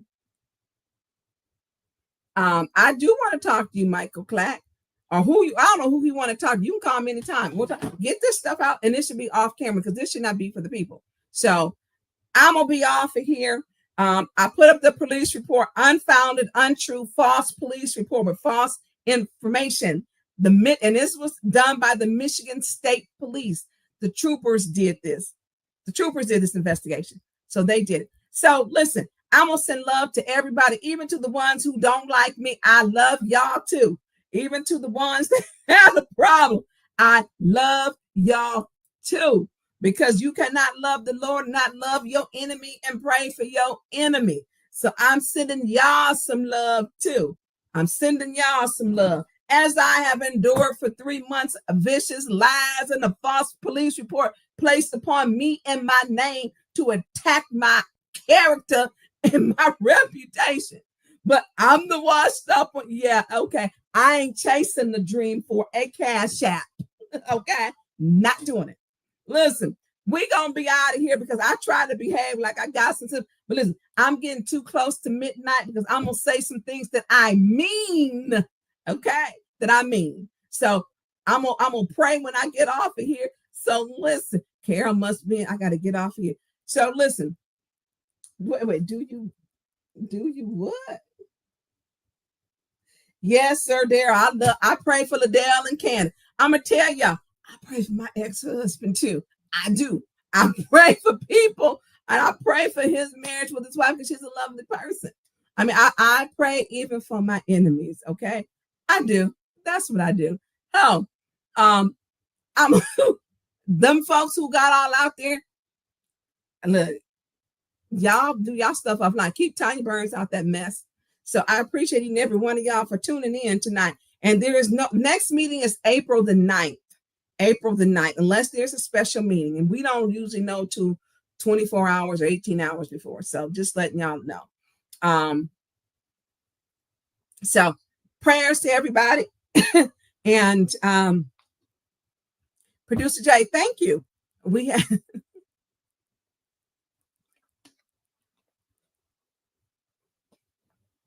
Mafia Records. I can't see what he said. So if the mods can screenshot that and send it to me, because it's going off my screen. So listen, I love y'all. I even love those ones who came on here to talk about me too. I love y'all too. I love that y'all. Oh, I don't even care. I'm tired. Y'all listen, be safe, love somebody, hug somebody. And that's what you do. Tonya Burns wasn't chasing that trailer either. That was a lie. So listen, I'm going to let y'all know. Look, if the trailer ended up burnt up because he had to finish stripping it, look, y'all, the community is on it. But we need to start showing up for each other. So Wendy's, if you are still on here, please call me so we can have a talk. You got my number. I've never blocked you. I don't do that. And we can talk. Any of the other ones. She has my personal number, and we can talk. I'm gonna say, and I'm gonna end with this. She is a wonderful mom. She is. I'm not gonna take that from her. But the other stuff, I don't care. Producer Jay, put that music on and let's log out. Y'all, I'm sending y'all love, and happiness. Y'all taking out with Al Green. And with your green, And we have a fantasy football sense. Look, he on it in a whole different thing. He doing his thing. Listen, I appreciate each and every one of y'all on here. Let's hit that going out music. It's the Tonya Burn Show. Tune in right now. Like and share. Our city needs that vow. Flint City News got truth to share. When we fight the darkness, we repair. Won't give up. We're standing tall and proud. Voices rising strong, no longer shrouded. Residents deserve what's right and fair. Together we can lift the despair. We fight, we win, we break the chains. Tonya Burns won't stand out in the rain. Our city dreams will make them true. With